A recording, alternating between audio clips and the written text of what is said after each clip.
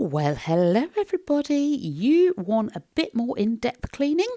So I've decided to give you just that. This is a kind of a full house clean. It's a bit more routine-y, what I get up to every day, and a full house clean in there as well. I'm keeping most of the original sound in the background, and I've not sped anything up. The only things I've cut out are if I'm out of the room or I'm panning the camera around to film something else. So that's all you're going to be missing. Now, during the editing of this video, I noticed two strange orbs that there you go. I'm going to slow them right down so you can see them. One comes out of me, one comes just by my head. They go up and over and then into my phone. Both following exactly the same sort of arc as they come up out of me, arc over and then go towards the phone screen. Really, really strange. I'm sitting still so there can't be loads of dust flying around. They were just really odd and did strike me as like, I wonder what they were. But there you go. We'll just have to wonder, I guess. Right, so Ben came over the other day, like Saturday night, and we were playing games in the living room. He did get a few of these little cards, and I'm just checking any for winners. I don't want to throw any winners away. I think they're all, they're not winners, but at the end of the day, I have to check. I did check, and none of them were, sadly. Now, it is 6 o'clock in the morning as I film this. It's very, very early. It's 6 o'clock Sunday morning. I am up because I am ready to, I'm not ready at the moment to head off to work, but I am heading off to work later in the morning. I'll probably leave. I think I leave about 9 o'clock. Sometimes I leave earlier. It depends on if I've got to stop and get myself breakfast and petrol or whatever. But today, I think I leave at 9. I don't know. But I thought if I get up at 6, I should be able to get at least all of the downstairs cleaned and then head off to work.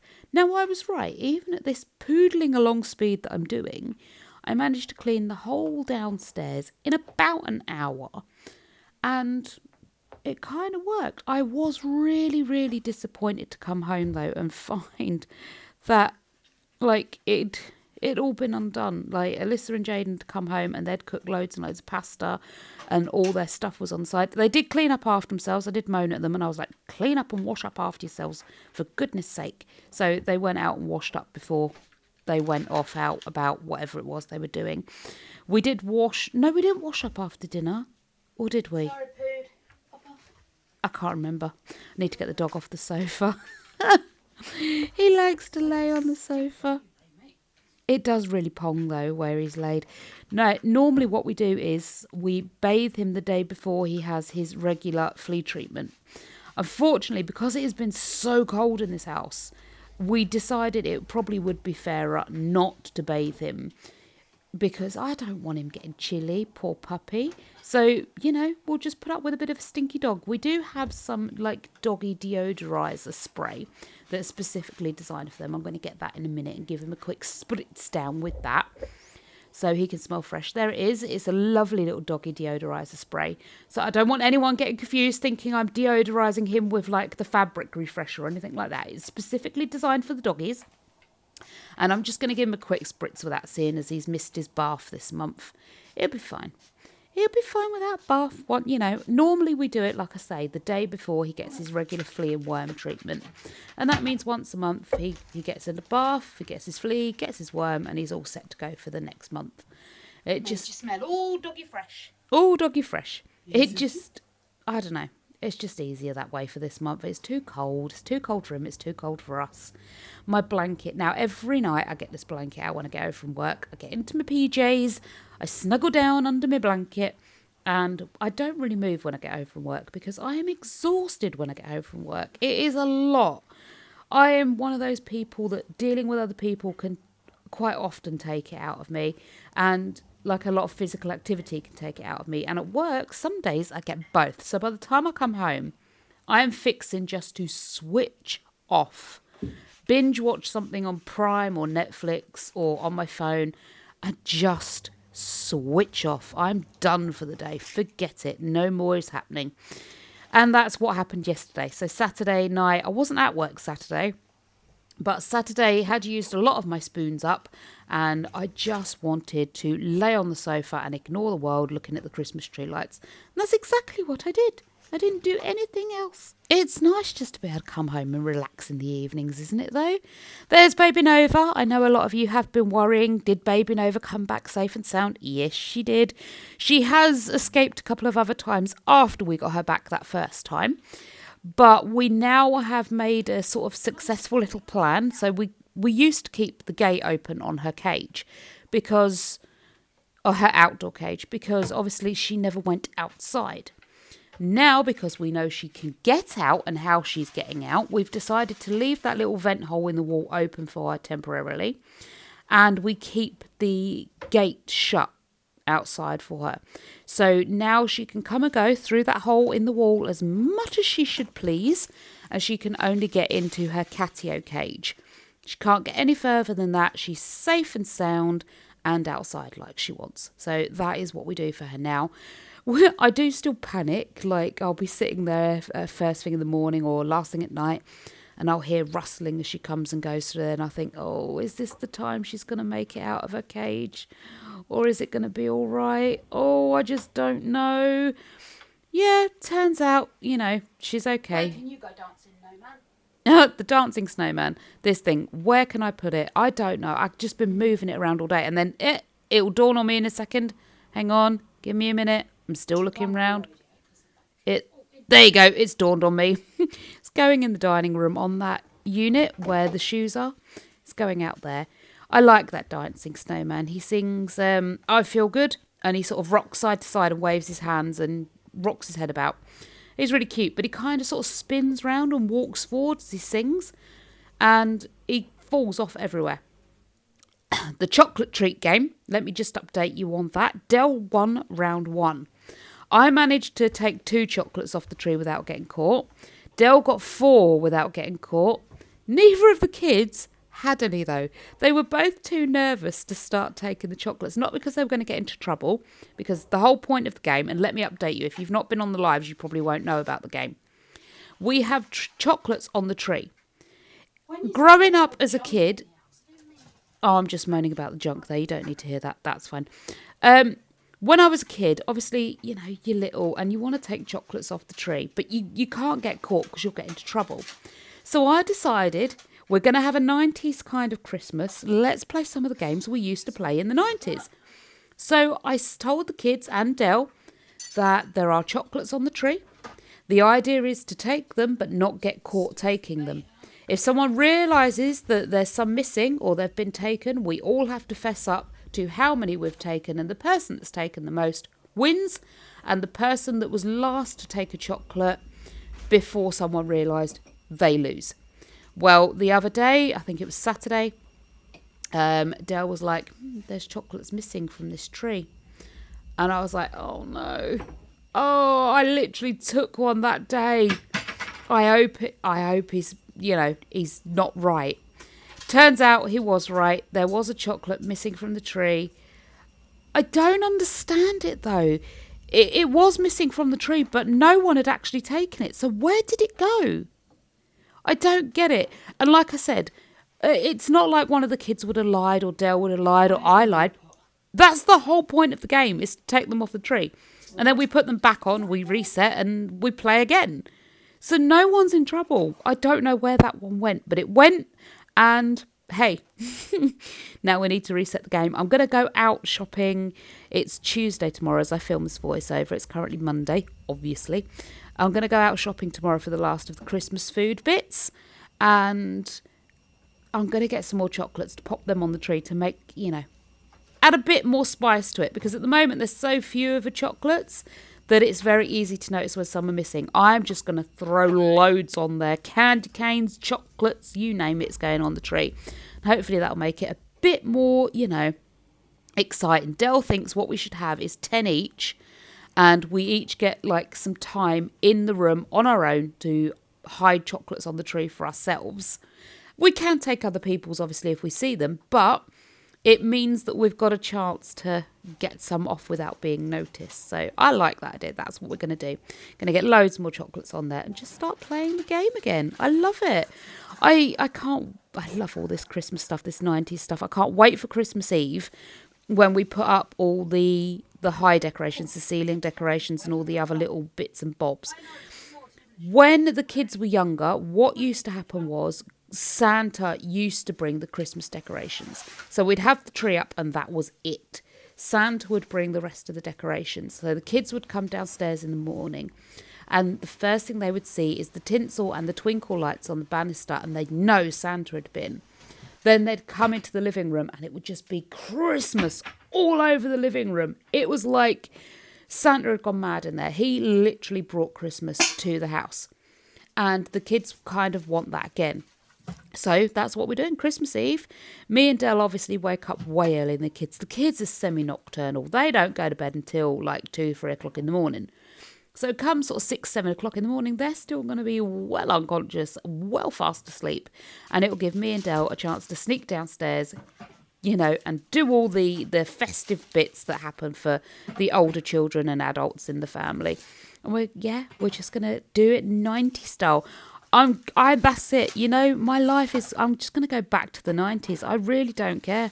I am going to get some of them awful jeans that we used to wear in the 90s that used to end up soaking up half the puddles on the street because they dragged in the dirt or the mud or the water.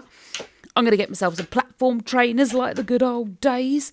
I'm going to get those little elastic bandy things, you know the ones I'm talking about.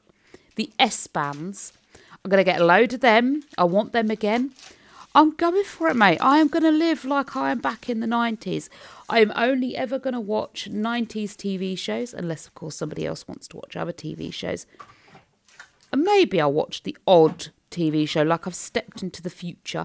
Because, to be fair, there's not really a lot of 90s TV shows available. I wish kind of we had, I think on Sky they do like a gold TV, and that's all 90s, like all the time. I'd quite like that, but we don't have Sky, so I can't do that. But I want to live in the 90s as much as possible. It's just a shame, realistically, I can't live in the 90s with like the price of goods back then, because I'd do a lot better off. Minimum wage back in the 90s was like £7.50 or something, and now it's like £12.21. If I could have nowadays wages with back then's prices, I'd be happy with that. I'd be all right with that. I'd be living like a millionaire, wouldn't I? You know, I'm on almost double a normal hourly wage, and Freddos were only 10p. Yes, please. I remember being able to get a can of pop out the vending machine for like 50p. You know, now you're lucky if you can get it for under £1. I tried to get a can of pop out of one of the vending machines at work, £1.25. Now, to be fair, I think they're set by the company that owns the vending machine. But anywhere you go, it really doesn't matter where you go. Getting a can of pop for under £1 is next to impossible. The bags of crisps or chocolate bars, like what is happening? Anyway, let's get off the cost of living crisis rant, because we could be here all day. This is Dell's little table. He goes live on his little TikTok every day. And this is his little table. He wants so badly to set this up with like whole model villages that light up with like a Ferris wheel and a big backdrop and all that. Don't think that will be happening this year. I mean, it might. Why not? But I think what I've said to him is we'll go through the year and we'll add bits to it throughout the year if we can. Same for Halloween. I want a Halloween table with all like a little train that goes around, like a haunted train, and a little haunted village, and have all that sort of stuff. So we're going to be setting up a board, hopefully, in my big shed, and we will just plan it out there and set it all out there. I need way more storage boxes. I think I'm going to need to buy another shed by the end of next year, to be fair, with the amount of stuff we've got to store.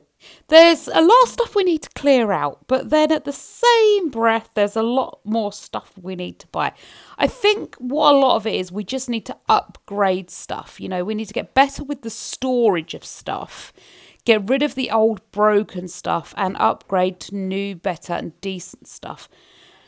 One of my downfalls is, though, apparently I seem to do this every Christmas, and I think next year we'll get better stuff, and then we unpack it all next year, and suddenly I realise, hang on a minute, we ain't got half the decorations we need anymore. And then we have to go and buy them all. It's because I planned to buy them throughout the course of the year. We did lose Alyssa's lights. She had a load of lights in her room. I don't know where they've gone. I am going to have to watch my videos back and see if we did do a big declutter of them. I don't think we did. I mean, we shouldn't have done. They were battery-powered lights. They could have been reused all the time. Here goes Baby Nova. Yep, you're going to knock that off. Straight over to it to knock it off. I'm just going to move it out of her way. Give kisses, Baby Nova. Sorry, because I've not cut the sound from the video, I suddenly realise I'm saying things. So I think, well, we'll just include that because I think it's quite entertaining.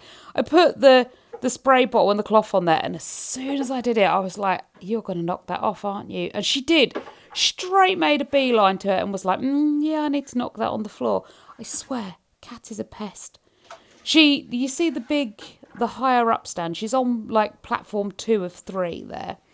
There's a higher up one that's got like a back to it so she could lay on it.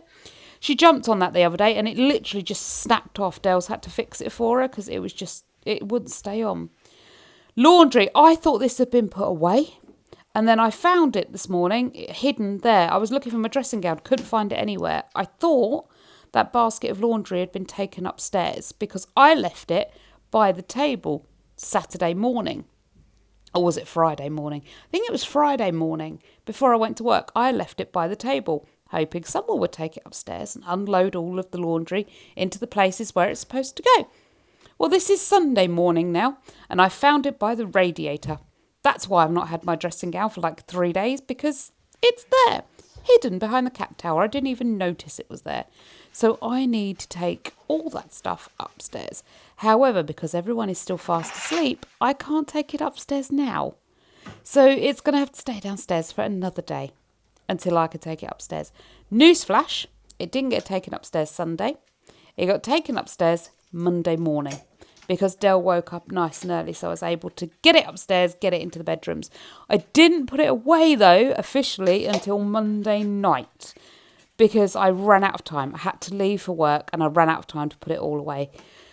But I did good, and I don't want to say I'm learning to do things every day because I've got day off tomorrow and I probably won't do anything tomorrow morning like I'm supposed to because my days off are so filled with stuff. Craig's got his blood test for his allergies. We've got, what else we've got to do? We've got to do the Christmas shopping, so we've got to get that out of the way. There's loads I need to do tomorrow. We are going to be running around like we've lost our minds. And I'm pretty sure I won't get any of the housework done. But you know what? I work 3 or 4 days a week because we're out of season at the minute. So I am only doing 3 or 4 days a week. And if I clean the house a little bit, 3 or 4 days a week, that makes my day off a little bit easier without so much to do, I think. So yeah, why not do this? 6 o'clock in the morning, get up, quick clean up downstairs. Sometimes when I get home, I could be bothered to do a quick clean up upstairs. But if I can't, I've half the amount of work I need to do. Although that's not really true, is it? Because every single day when I come home from work, the mess is back. And the next morning, here I am, doing it all again. Yeah, the bins don't get as full. That's not as bad. But, you know, what's empty in the bins? That's a 10-minute job, if that. So, I don't know. I'm doing it because A, it's helping me lose weight, and B, I kind of feel really good, like really productive. I go to work knowing I have already done like half a day's work. I've cleaned half my house already.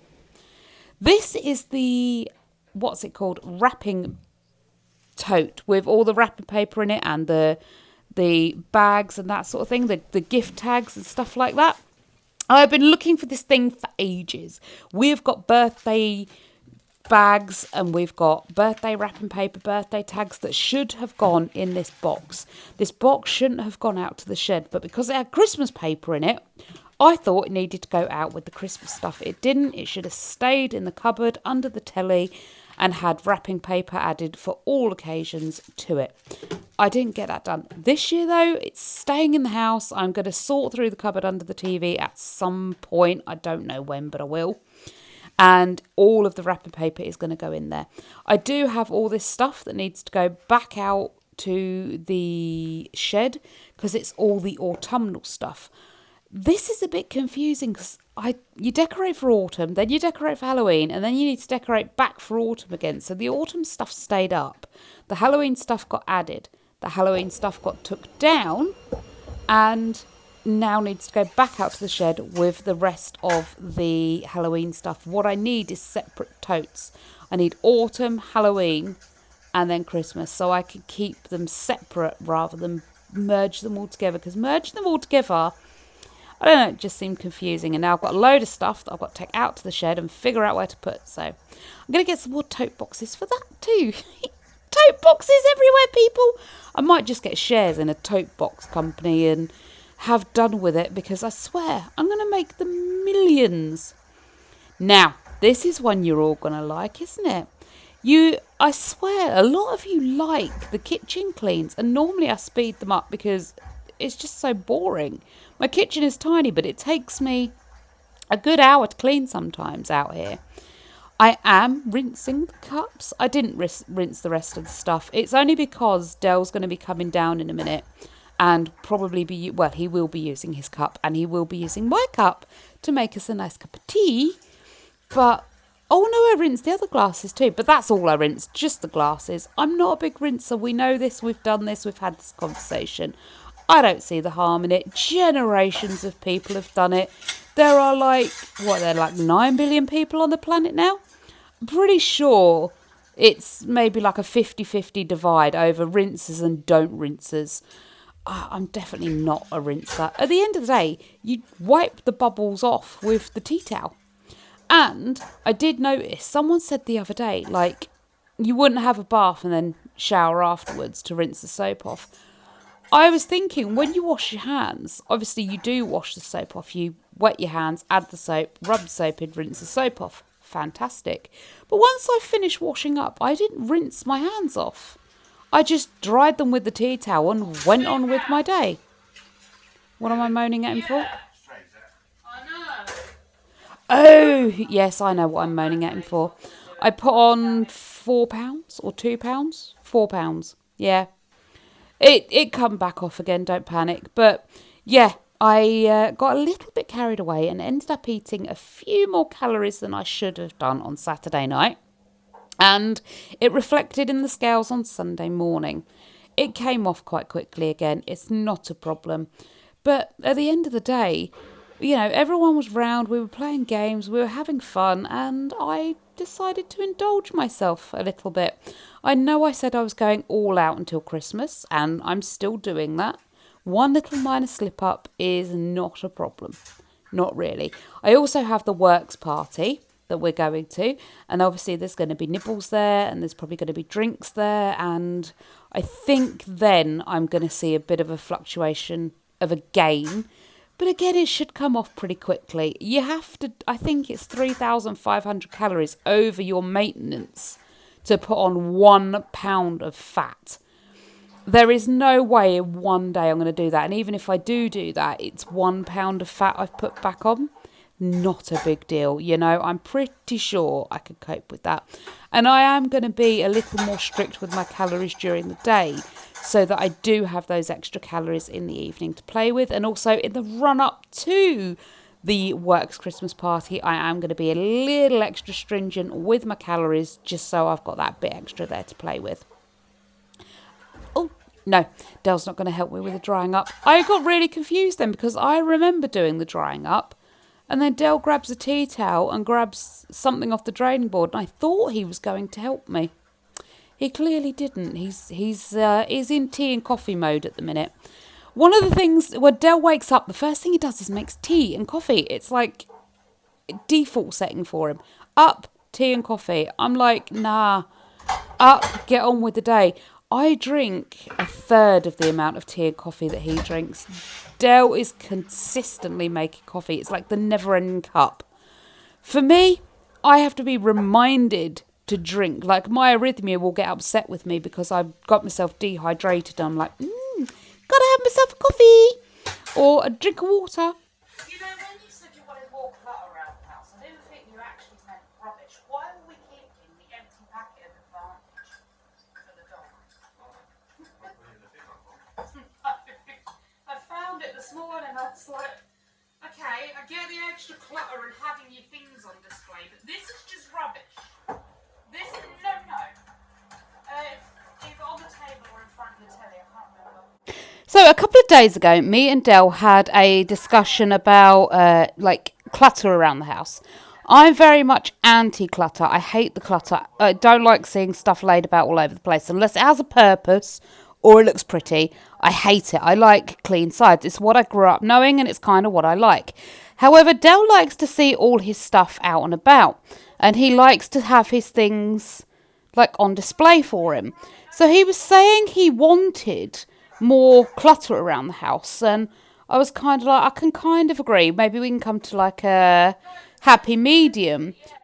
What I'd found when I came downstairs though was the packet of Advantage, which is the flea spot on treatment we use for the dog. So every month he gets a flea treatment and every month a worm treatment. Every month the cat gets flea and worm too. And I found the empty packet and I was like, yeah, I agreed to clutter. I didn't agree to rubbish, but I can't agree to clutter. I mean, like I said, we can come up with a happy medium and he can have stuff displayed, but I can't be dealing with just stuff like where it shouldn't be, just randomly dumped where it shouldn't be. That I can't be dealing with. So we would come up with a happy medium. So yeah, at about 7 o'clock in the morning, I'm discussing the dog's flea and worming treatment.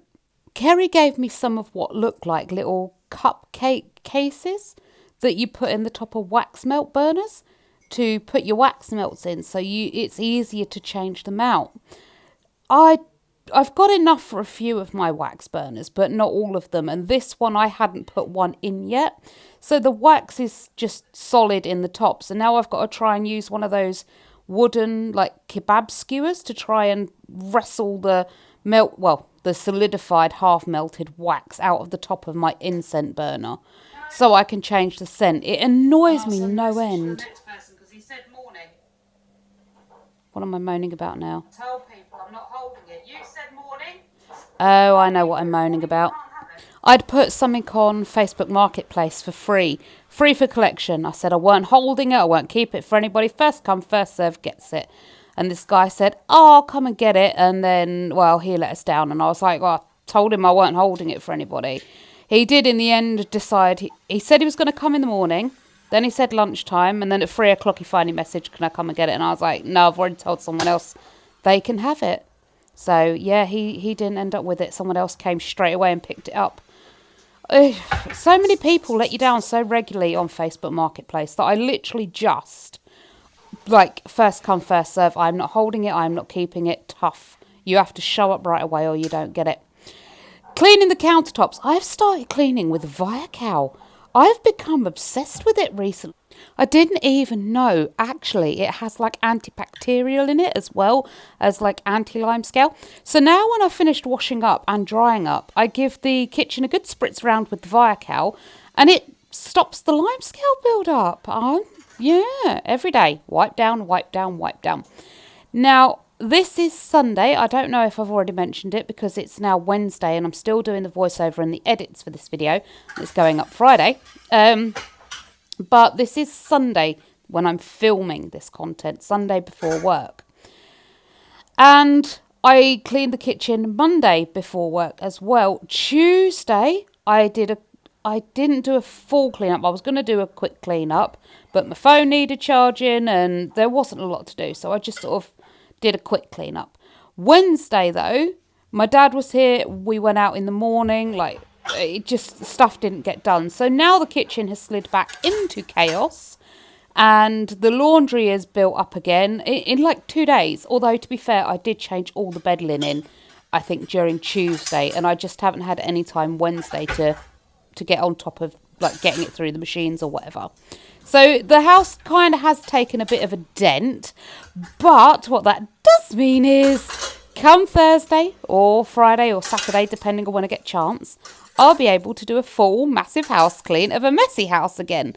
I will be up early on Thursday and I will be up early on Friday to do the morning cleans because I'm at work. I think that's probably a really good way to do it. On my days off, I can do one full house clean. Not a problem. On another day off, I can just have the day off and let the clutter build up. No one's going to get annoyed by one day of clutter build up, and if they do, tough, they know how to work the washing machine. And then on days I work, I just get up at 6 like I normally do anyway, do the clean downstairs and leave it at that. I did when I came home from work on Tuesday though, clean the rest of the house, and we will get to that. You're going to see that. Oh, I'm excited. No, I didn't do it Tuesday. Tuesday was my day off. It was Monday I did that. So yeah, I have started doing a little bit every day. It still doesn't work on my days off. I'm still used to doing all or nothing with the housework on my days off. But at least it doesn't build as much. I'm still finding, though, like, leave it for 24 hours and... that was loud. It falls into utter disrepair. It's so annoying, you know? I don't understand where all this just muck and mess comes from. Although... people have now started cooking lunches themselves, which is great. And I know it's winter and having a cooked lunch is way better than having a cold lunch. And even Dale will cook himself a lunch. And if I'm home, Dale will cook me a cooked lunch. I won't cook me a cooked lunch. That's not happening. Not no way, not no how. I can just about manage to cook myself soup. But even then, I need Dale to help me and tell me whether the soup is ready to be taken off the hob or not. I know. Soup. I swear to you, I don't pretend I'm as dim as I am. When it comes to cooking, yeah, I'm as dim as I am. Like, I am not putting on airs and graces and fakery for you. I don't understand cooking. It makes no sense to me. Like, Dale's like, yeah, but it's like science, isn't it? You just add a little bit of this and a little bit of that and cook. And I'm like, yeah, but I don't get it. It makes no sense. I don't understand. And even though people have explained to me how to make pancakes like 400 times, I don't remember. People have taught me how to boil eggs like infinite amount of times. I still don't remember. I have no idea. And then like I'll get messages from people. Like I'll be like, oh, I've forgotten how to boil an egg again. And they'll be like, well, it's easy. You just do this. Remember it this way. And I'm like, okay. No, I don't remember it. It doesn't matter how many people have told me and how many ways to remember things. For some reason, if it comes to cookery, it does not stay in my brain. It really doesn't. Even when I'm cooking toast, like I have to literally sit in front of the grill to cook toast because otherwise I'll get distracted and it will burn and then I'll be like, oh no. People have said get a toaster. Yeah, I could get a toaster. That, you know, that'd be good. Where am I going to put a toaster? If you look at my kitchen side, I've got my microwave on there. There's not enough room between the microwave and those top cupboards to fit a toaster. Next to it are the plates, bowls and saucers because there's not enough room in the cupboard underneath them to have them in there anymore. On the side, we've got bottles of juice and stuff because it doesn't fit in the above top cupboards. There's just no room. And yeah, every inch of space has stuff. And I've tried to reduce it down as much as I can. There's still not enough room. There are 4 of us living in this house. We regularly have like my dad visit or Ben's here, Jane's here, you know. We regularly have more people in the house than actually live here, which is great. I love it. Please don't think I'm moaning. I'm not by any stretch of the imagination. But we keep extra plates and cups for visitors, which is great. But where do I put a toaster? People, where? Where can I put a toaster? We are going to get a smaller cooker in the new year. That's for definite. And then the tumble dryer is going to come down this end of the kitchen, which means I can then put my toaster there. That's what I'm going to do, and that's where it's going to go in the end. But for now, I have to use the grill. I can't use the toaster. It's just not feasible.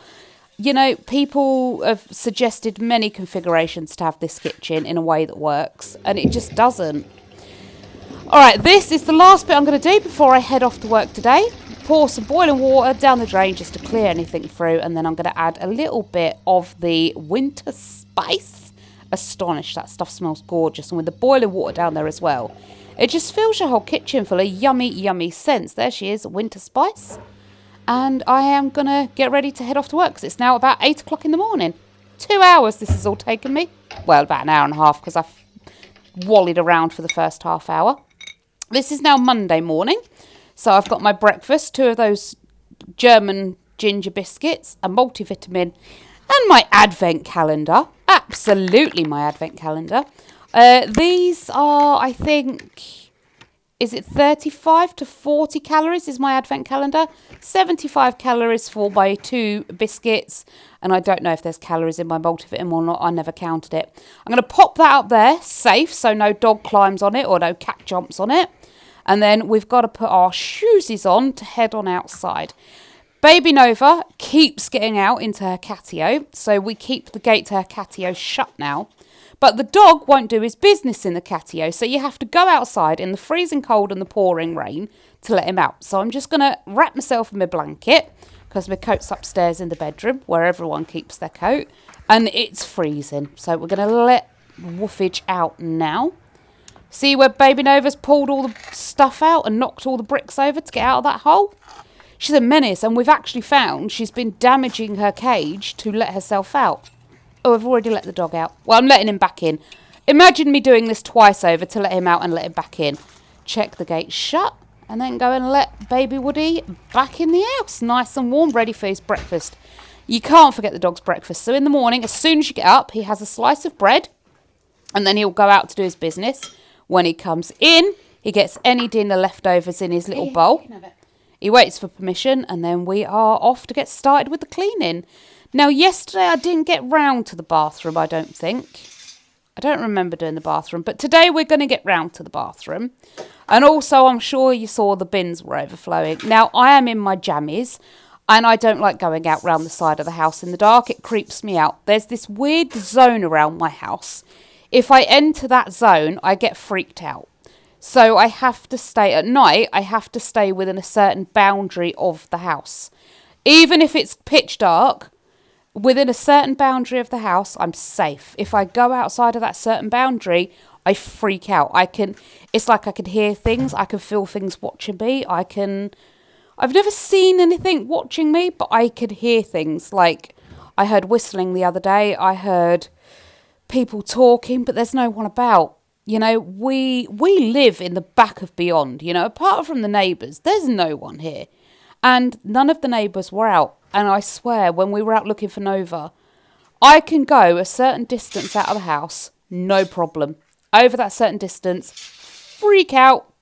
So I'm not going to be traipsing around the garden in the dark, carrying bin bags, plus as well, it's 6 o'clock in the morning. My neighbours do not need to be hearing bottles and cans and bins and clunking around and banging outside their house at that time. No. Dale can do the bins later. He does do the bins later. It's not a big problem. But yes, you are going to notice my bins are very full and need emptying. And you're going to notice that I don't do them. But Dale will do them, and it's one of the things he regularly does. He often moans that no one else empties the bins. But then I often moan no one else really cleans the house. So it swings and roundabouts. He has his jobs, I have my jobs. And the bin is one of his. He'll do it. But yeah, like I say, you are going to notice I do not take that bin out. It's too dark, it's too cold, it's too rainy, and I'm not getting out my jibber jams until I absolutely have to. Thank you very much. It's absolutely bitterly freezing cold in this house though as well. I think I've got my slippers on. I like my slippers. I really like my slippers. I did get one size too big though, and I think they were on the wrong hanger, which is why I got them the one size too big. I'm a size 8 in shoes, and I got, I think, a size 9. I could have got a size 8. Either way, they are too big for me, and they fall off my feet all the time. I need to stitch up the back to stop them falling off. They drive me wild, but they're so warm on my tootsie toes. I was contemplating doing the housework in my dressing gown, but I find as soon as I start moving in my dressing gown, I get way too hot. Like, stupidly hot. It's unbearable. So I thought, no, I'll stay in my gym jams. Also, all my work clothes and stuff like that, they're upstairs in the bedroom.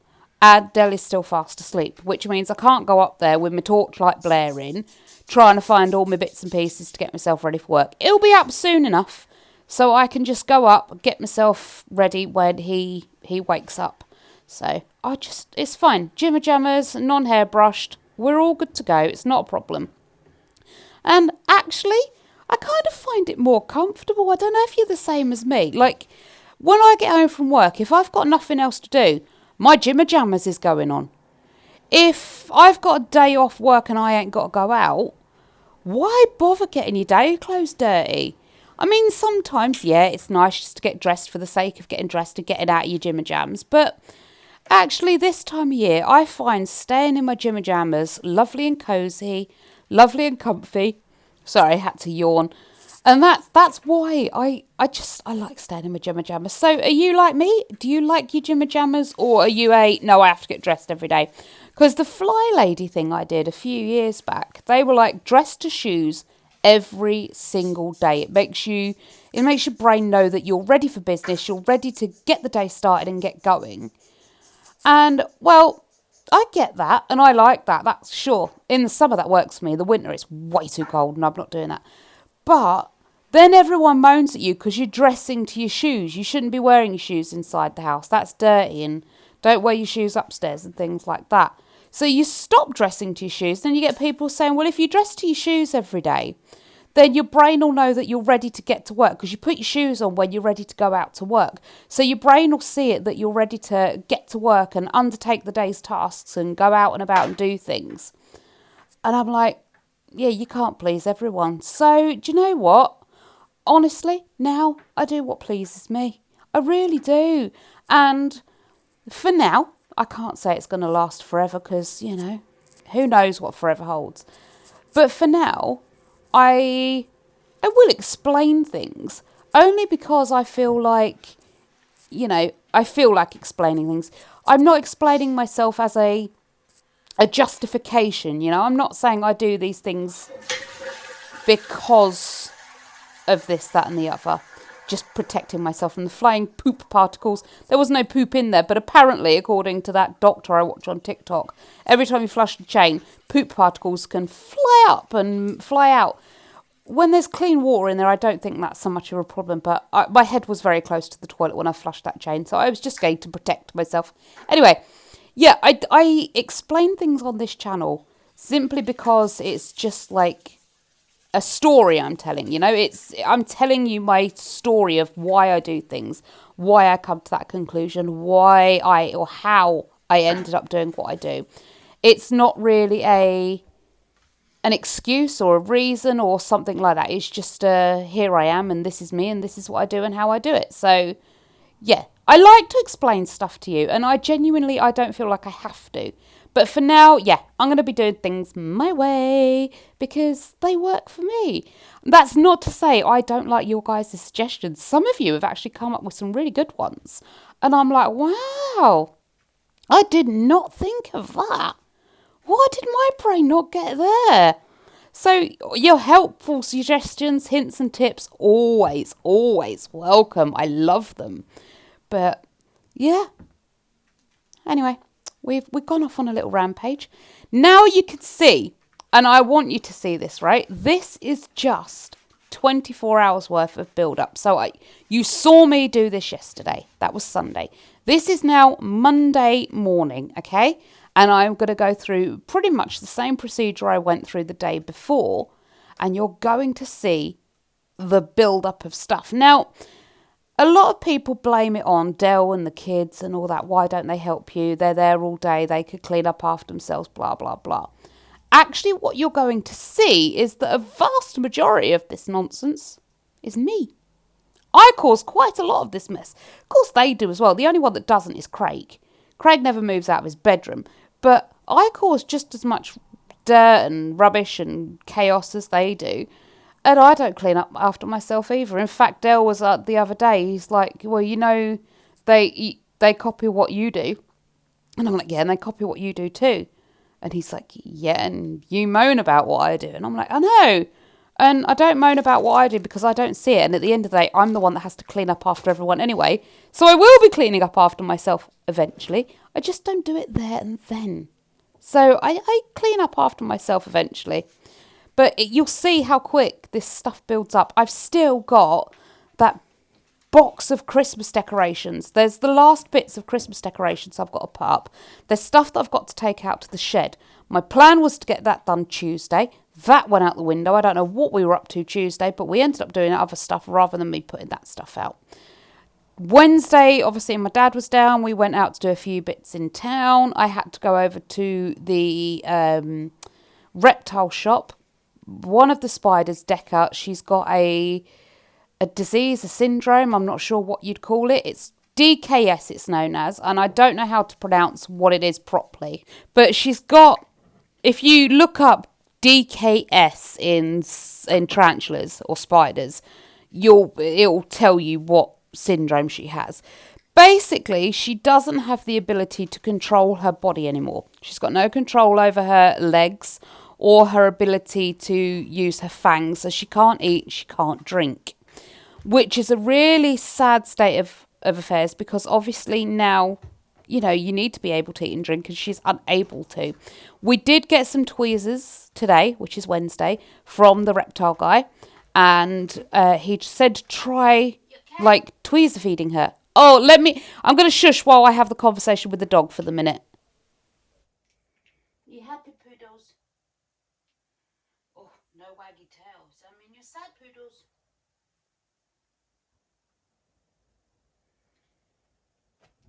I'm gonna have to move you in a minute. I am. Yes, I love you too. But I am gonna have to move you in a minute. Oh, you're stinky again. Sorry, but you are. I'm gonna have to give you spritz.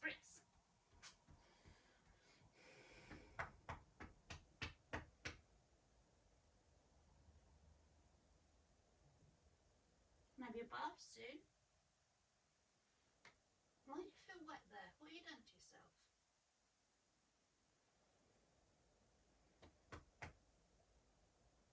You good boy. You good boy.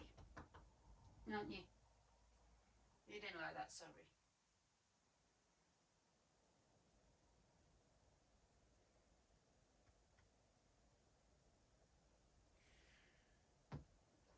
Yes.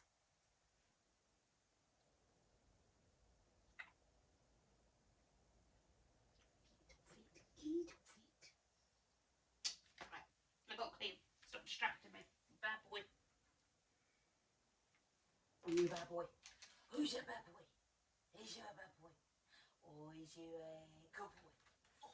Oh, nosed me in the eyeball. There's my own fault for calling you a bad boy. But you don't understand the English words. Are you a good boy? You a good boy? You kiss?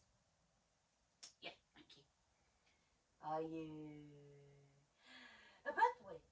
So I get a kiss? Maybe you do know English words. Do you know English?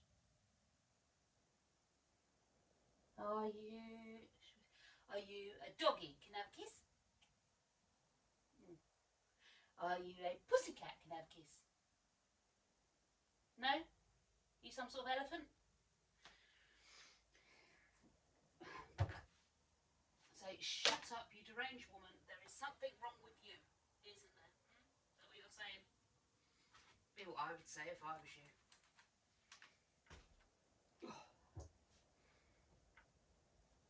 Oh, really got me in the eye, dog.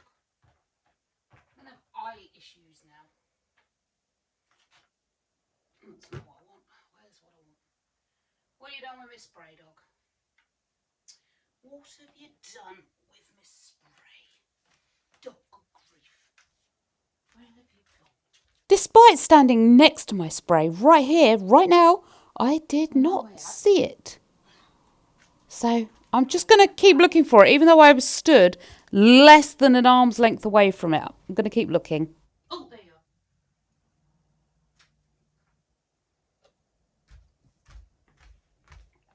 are. I found you. All right. Spritz. Wait. Okay, so now I've been distracted by the dog. I've lost my spray cleaner. I found my spray cleaner. Now I can get back to actually cleaning and finishing off telling you about what is happening with the spider. So we are just going to try and keep the spider going if we can. But obviously, if she's suffering, we are going to need to, fix the problem. The thing is, the guy at the reptile store, he was so helpful, he gave us any advice he could. But the thing with DKS is not a lot is known about it. It's speculated what causes it.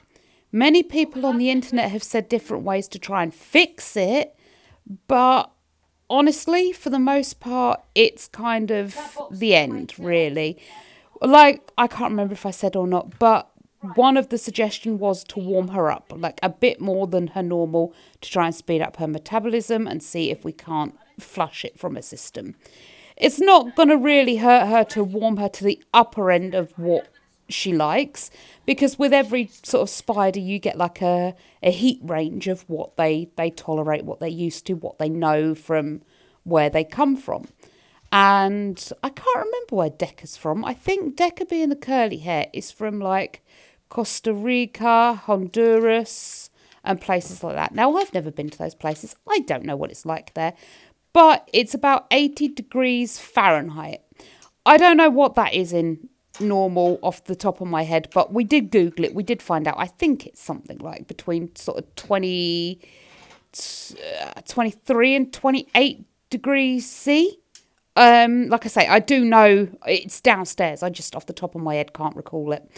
So we are putting her up to the hottest temperature she can take, which would be about, I think, sure it's like 25 degrees. Like I say, again, I've got it downstairs. I'm not just randomly warming my tarantula up to find out what will happen. I have looked into it. I have found out the safe parameters for her, and we are warming her to the upper end of those safe parameters for her. So hopefully she can beat this thing. But at the end of the day, as long as we're keeping her comfortable, that's pretty much about all we can do for her. And we might have to make the decision to say cheery bye to Miss Decca.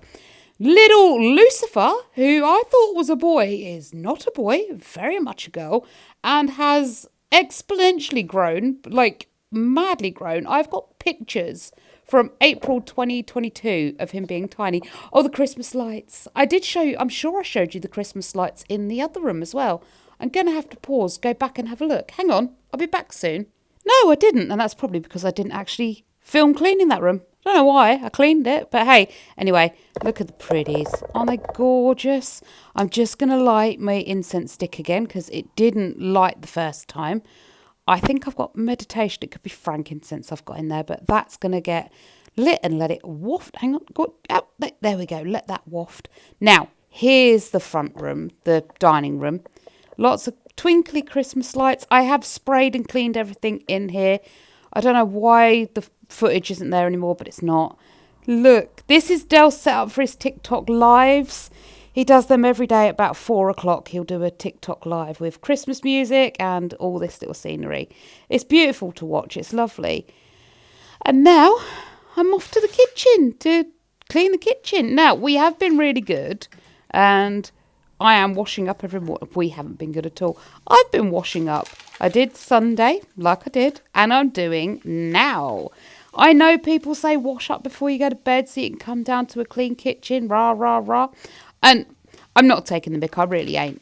But I get why that's such a good thing to do. I really do, because waking up to a clean kitchen is just next level. But at the end of the day, I've been at work. I've done stuff all day.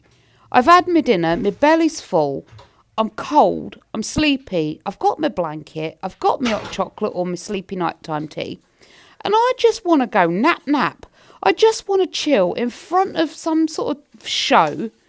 I just switch my brain off. I don't want to have to worry about doing the washing up, putting that stuff away, doing this, doing that, doing t'other. I just want to ignore having to look after something, someone, or the housework just for a little while and wind down before bed. So I've got the most energy in the morning. I'm up, I'm raring to go, I'm off to work soon. I am in full swing and ready to rock and roll. So do you know what? You do yours before you go to bed. I'm going to do mine in the morning when I am buzzing for it. I am awake and I am ready to get that stuff done. I've probably had a good night's sleep. I could have had a terrible night's sleep. Hang on, I'm yawning again. Sorry. But either way, I'd rather do it in the morning. And it's only a couple of bowls and plates, unless we've had some massive complex dinner, which, let's face it, we seem to be having more at the minute. although we don't. We're having a lot of pasta bake. So in the run up to Christmas, we switch out what we usually buy because it's a lot cheaper to buy one massive big bag of pasta, lots of tins and eggs. And we have a lot of stuff on toast and we have a lot of pasta bakes. It does mean my weight's fluctuating back up ever so slightly, but it's fine. I'm not letting it go up too high. I'm trying to keep it under some form of control. But it does mean now we use a pan to boil the pasta. Then we use a pan to make the pasta bake. So that's two things instead of just like, mind you, I suppose it would be two things anyway. Because you have two trays to put the stuff on to go in the oven. And then we've got the bowls and stuff. So, I mean, it's not really much more washing up to get done. Like I said earlier, people are cooking warmer lunches now because it is cold. You want a nice warm lunch. So sometimes there's the lunchtime washing up to do before we do dinner. Sometimes, depending on what it is, the lunchtime washing up will get left.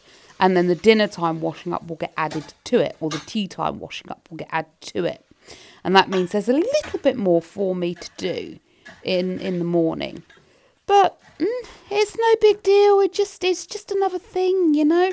And like I say, in the morning, I am ready for it. I'm good to go. And why not, you know? And if I actually get up and get on with stuff straight away like I'm supposed to do, what I then get to do is sit in the quiet in a beautifully clean house. Well, beautifully clean downstairs anyway. And watch the Christmas tree lights and maybe put on a show if I want the noise, or just sit in silence and stare at the tree if I don't, under my blanket, toasty, snuggly warm, clean and quiet, and just breathe. It's so relaxing. I love it. So yeah, I'd rather do it this way. While I'm thinking about it, because it has just popped into my brain, I've been promising a video for a while. I haven't forgotten about it. I just cannot get round to doing it. Every time I think, right, today will be the day, I'm going to go home, I'm going to sit down, I'm going to film that video and get it done. Just get it out there and do it. Something crops up. And I just don't seem to be able to find the extra time to do it. I want to do it. It's a very, very important video that I'd like to get up regarding like eating addiction and eating addiction recovery and stuff like that, and what I've found to help me. It's a desperately important video because I think as many opinions as you can get and things you can try for eating addiction, the better. So it is a deeply important video to me to get up, and I want it out there so badly. I just, like I say, things keep coming up and I just can't get it together to get it out there. I will. I am not forgetting about it. It is not something that's I promise and won't deliver on. I will. It's just going to have to be one of those things that it's just going to have to wait for a little while. I don't know when I can get it done. I do have this weekend off. This is my weekend off, so there's a chance I could get it done. But I've been promising this video since November, well, late November, early December. And it's, I don't know, with Christmas coming up, maybe it's just so difficult. And I want to promise you guys the world, but one of the things I find I do is that if Dell's home, I just want to sit with him. I don't want to be away from him. And I've said this before. I feel guilty because I'm not sat with him. But one of the things I explained to him when we had a big discussion the other day about life in general and things like you do with partners and husbands and wives or whatever. And I said to him, you know, that I have to do this stuff. I want to do this stuff, which means I'm going to have to come away from you to get this stuff done because I need to do it. I can't just keep saying, oh, I'll do it later. And then you're like, well, you're not filming enough video content. And he doesn't say that in a mean way. I'm like, oh, I've not done enough. And he's like, yes, because you're not filming it. It's because I want to be with you. So what I'm doing now is when he does his lives at 4:00, I scurry upstairs until dinner time to do the editing, to do the filming, whatever there is needed doing. So it's currently Wednesday. I've had my 2 days off. I've done all sorts of jazz. And I'm obviously doing the voiceover now on this. I'm hoping I can get it finished by Thursday morning. And then when I get home from work on Thursday, I can start uploading it, because if I start uploading it and then go out and about and it uploads on the 4G, it doesn't upload properly, and you guys end up with a late one because I haven't managed to upload it Thursday. So I'm hoping what I can do, get it all sorted by Thursday 4 o'clock, whop it for the upload and get it uploading overnight, and it'll be ready, raring to go by Friday. What I'm thinking I'm going to have to do in future is record the house cleans on Friday or a week ahead of myself, get it ready and uploaded on Sunday, and then I've got Tuesday and Wednesday to try and get it sorted if I miss the upload on Sunday. It's a lot. I didn't realise, like, I thought becoming a YouTuber and doing all this stuff would be so easy. Oh, it's so easy. You just go out and about and take videos of yourself doing things, and then you just pop it on YouTube. It's not that easy. I mean, I thought if I just clean my house, yeah, sure, square, it'd be fine. Clean the house and talk about it, pop it up on YouTube. Ta-da, it's done. It's not. There's editing, there's voiceovers. And to do a voiceover, you've got to make sure it's relatively quiet where you are. No one's going to walk in and shout a naughty word they shouldn't shout, or, make noise over the top of you. Filming the content. You've got to make sure that what's being filmed, A, can be seen, but B, is relatively interesting, because no one wants to watch dull and boring. But C as well is also like it meets with your expectations of what you think the guidelines mean. I know there are plenty of people that swear on YouTube and are monetized, and it's fine. They don't care. It's all good. I know people on YouTube that have posted actual songs, like copyrighted songs, and they're still monetized. I don't know how they do it without getting copyright violations and things like that. I don't know how they do it. Perhaps someone could tell me. But I don't want those violations coming onto my account.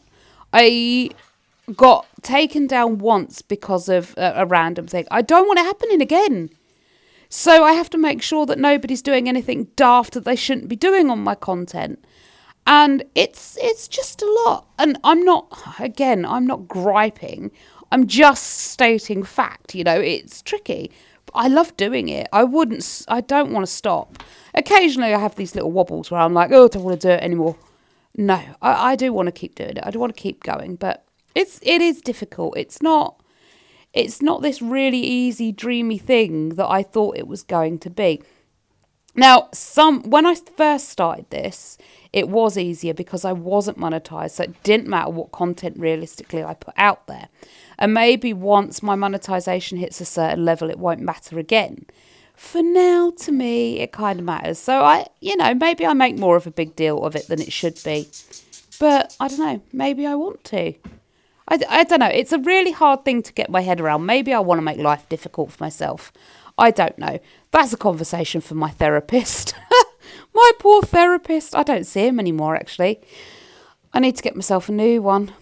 I did have a result, though. So, for those of you who know me, since I was pregnant with Craig's 17 now, but when I was pregnant with Craig, I started to cry at alarms. Fire alarms, burglar alarms, but particularly ambulances.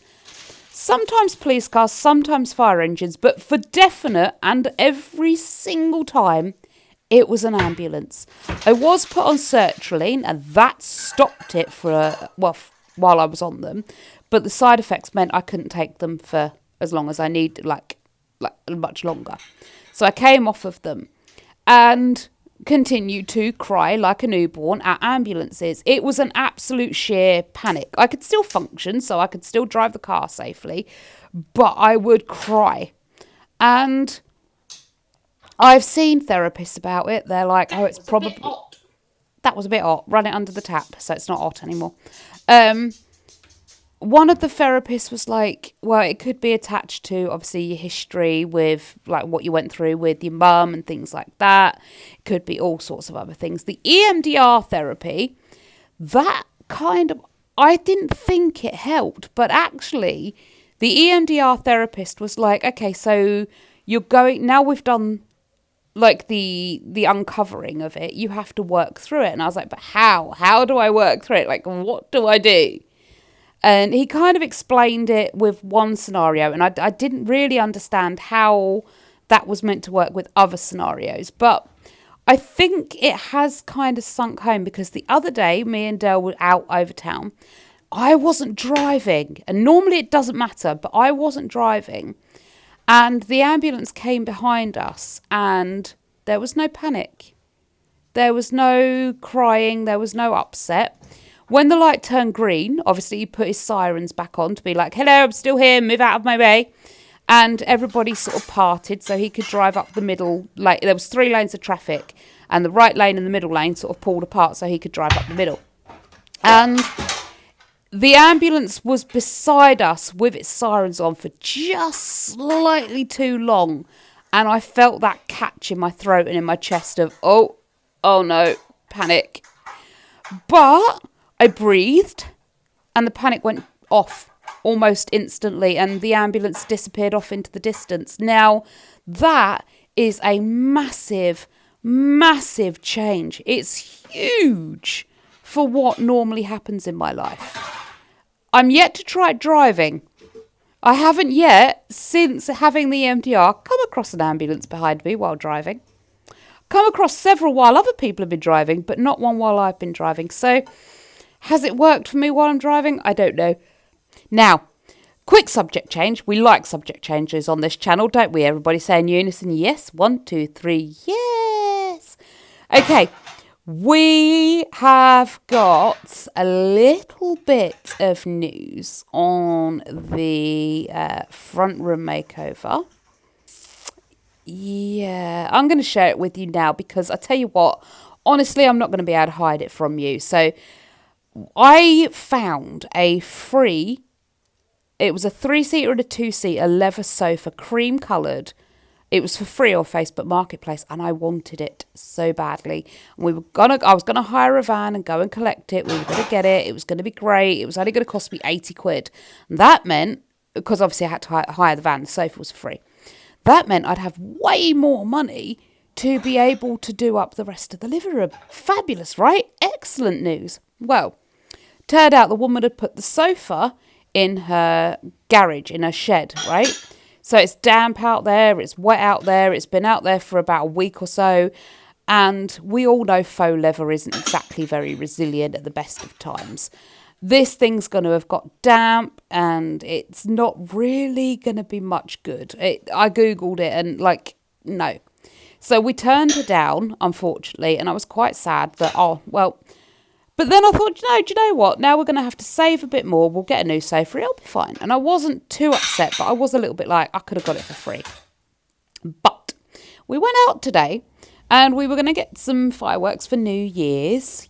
And we went to a shop in Boston, and wow, there was some beautiful sofas. I wish I'd vlogged it. You'd have loved what I saw. There was a purple sofa in there, a 3-seater and a 2-seater. They were tiny. They were like, I don't know. The 3-seater looked more like the 2-seater looked like a 1.5-seater, and the 3-seater looked like a 2-seater. They were really small. But they were purple. They were purple. They were so over the top. I loved them. I wanted them so badly, but they were well expensive and way too tiny and way too impractical. The backs on them were so low, you'd be forever clocking your head on the wall or the radiator. They just were not a good fit. They had loads of other sofa suites in there that were over £1,000, and they were beautiful. They were so amazing and perfect. And one even had a drink holder in the middle. I was like, oh my God, I love these, right? Then Alyssa comes to get me, and she's like, Ben's found some really good ones. Come and guess the price of them. So I was like, oh, okay, cool beans. And we went and had a look, and these were these beautiful, beautiful, I'm guessing faux leather, because one had been melted slightly. Faux leather sofa. It was a 3-seater, a 2-seater, and 2 chairs. And I was like, wow. And they had wood, ornate wood around the outside. So they were leather and dark wood. They was beautiful, beautiful sofas. And he's like, guess how much? £250 for a 3-seater, a 2-seater, and 2 chairs. And I was like, they're good. And they were recliners as well. I loved it. But we sat down on the 3-seater, and this 3-seater had taken a brunt of work in its life. It was just now at the point where, I don't know, spending 250 quid on a leather sofa, yeah, well, worth it, not bad. But it was just so used. I loved it though. It was the most beautifulest sofa suite. I couldn't, it wasn't worth 250 quid. Not to me anyway. To someone maybe, but not to me. So it was like, never mind, move on about the business. And then I came across these, it was a 3-seater and 2 armchairs, right? Fabric. Didn't really want fabric, I wanted leather, but I saw them and they have this, like, I kind of want to say ugly. I think I did say ugly. Like square circle kind of pattern thing on it, and they're beige, right? But they're ugly in the sense that the 90s was kind of ugly, It's like, it's an ugly I like. Like people say pugs are ugly. But it's a smooshy kind of cutesy ugly, You know what I'm talking about. It's like, oh my God, that's so ugly. It's gorgeous kind of thing, right? I fell in love with it the minute I saw it. It is beige. It does need a bit of a clean where it's been stored and sat on by people who've tested it and things like that. But that's not a problem. I can clean that. It's not filthy. It just needs a freshen. And it's beautiful sofa. I love it to pieces. It's exactly what we want. It's got high back supports. It is a recliner. The 2 chairs just make for a comfy, cozy sit. It's amazing. And we was like, yeah, they're perfect. Wow, fabulous. We can come back and get them. I'm saving to do the living room anyway. Fab, right? So we mooches off about our business. Next thing I know, Alyssa's like, don't come down, because we was upstairs in the shop. Alyssa's like, don't you come downstairs, stay up there, rah, rah, rah. So we did.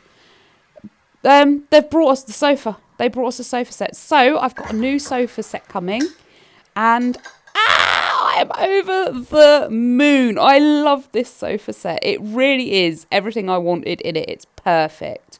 And I can't wait to get it here. It's coming Monday, which means the renovations on the living room are ready to start in January, ready to rock and roll. I've even picked out my carpet. Now, Dell thinks what we should do is save a little bit of money on the carpet and pay a bit extra to have a carpet fitter fit it. So I'm going to go out to a carpet place and see what we can find and how much a carpet fitter will cost us and see what deals we can strike there. But I want good carpet in there. So, yeah, I don't know which way we're going to go with the carpet yet. We'll figure it out. And we've got some time to pick some options and stuff like that. But the renovations in the living room have kind of begun now. So, yeah, it was an early Christmas present from Ben and Leela. And I love it. I love it, I love it, I love it, I love it. It's got cushions with it too. And I can't wait. I'm going to put the most 1990s throws on these things that you ever did see. It's going to scream like back in the 90s. Yeah, I love it. Right, just a quick one. In here is soda crystals and some Winter Spice Astonish antibacterial stuff.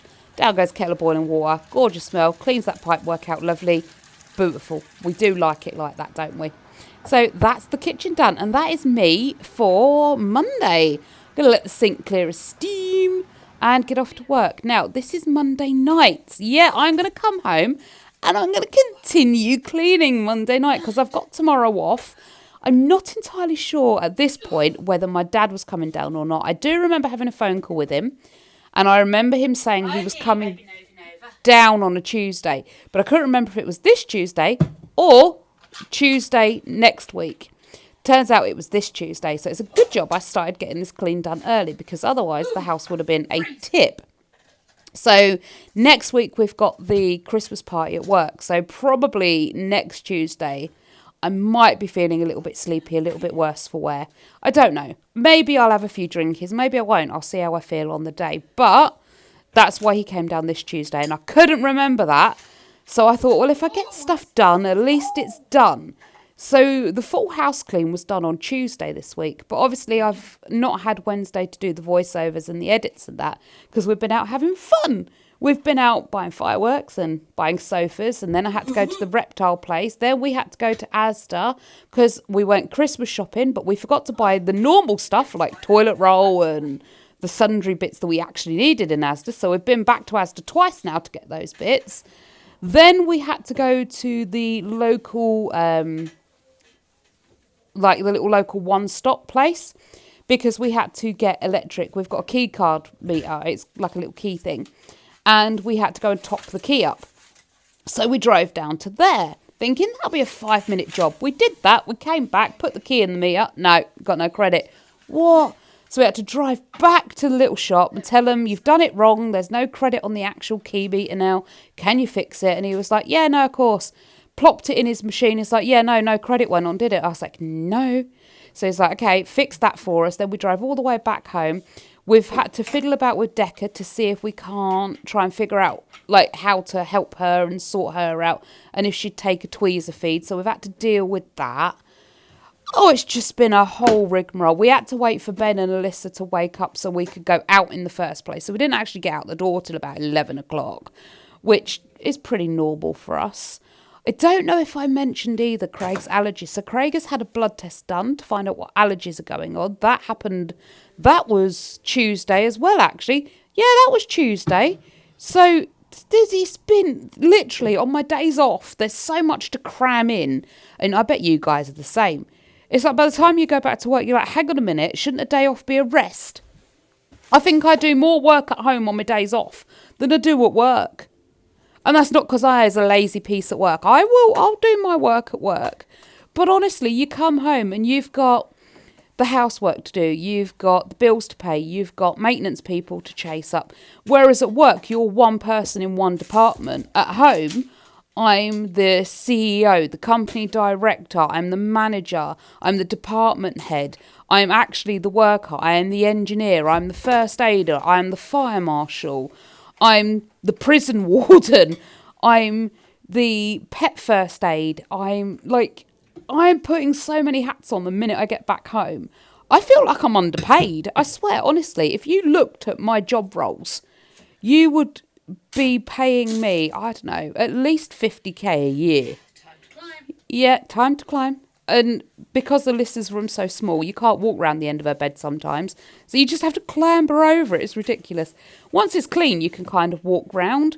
But the cat likes to pull all her stuff out of her little basket. So you can't get round there. So I'm just going to climb over it for now. But yeah, honestly, I swear, the amount of stuff I do, I should be on a good chunk of change wage by now. I should be a millionaire. Not quite yet. I am getting there. I will be one soon. Very, very soon. Very, very, very soon. Tomorrow, perhaps. But I'm not there today. But honestly, I swear, in work alone, I am worth millions. Honestly. And I think any person that works and does the house stuff is pretty much worth that too. I think anybody's worth a lot, you know. Your life's priceless. But at the end of the day, like work value-wise, I think I'm worth a lot. I think house husbands, housewives, whatever you want to call yourself, we're worth a mint, especially if you're going out working too, because you have to juggle so many hats. At work, you're at work and you're you and you're doing that job. At home, you're suddenly back in charge. That was an interesting orb. They kind of met and swirled around each other. There's no flies in this room. It is too cold this time of year for flies. Although, I'm still seeing wasps. I have seen a couple of wasps. In flipping November and December, I ask you, what are they still doing out?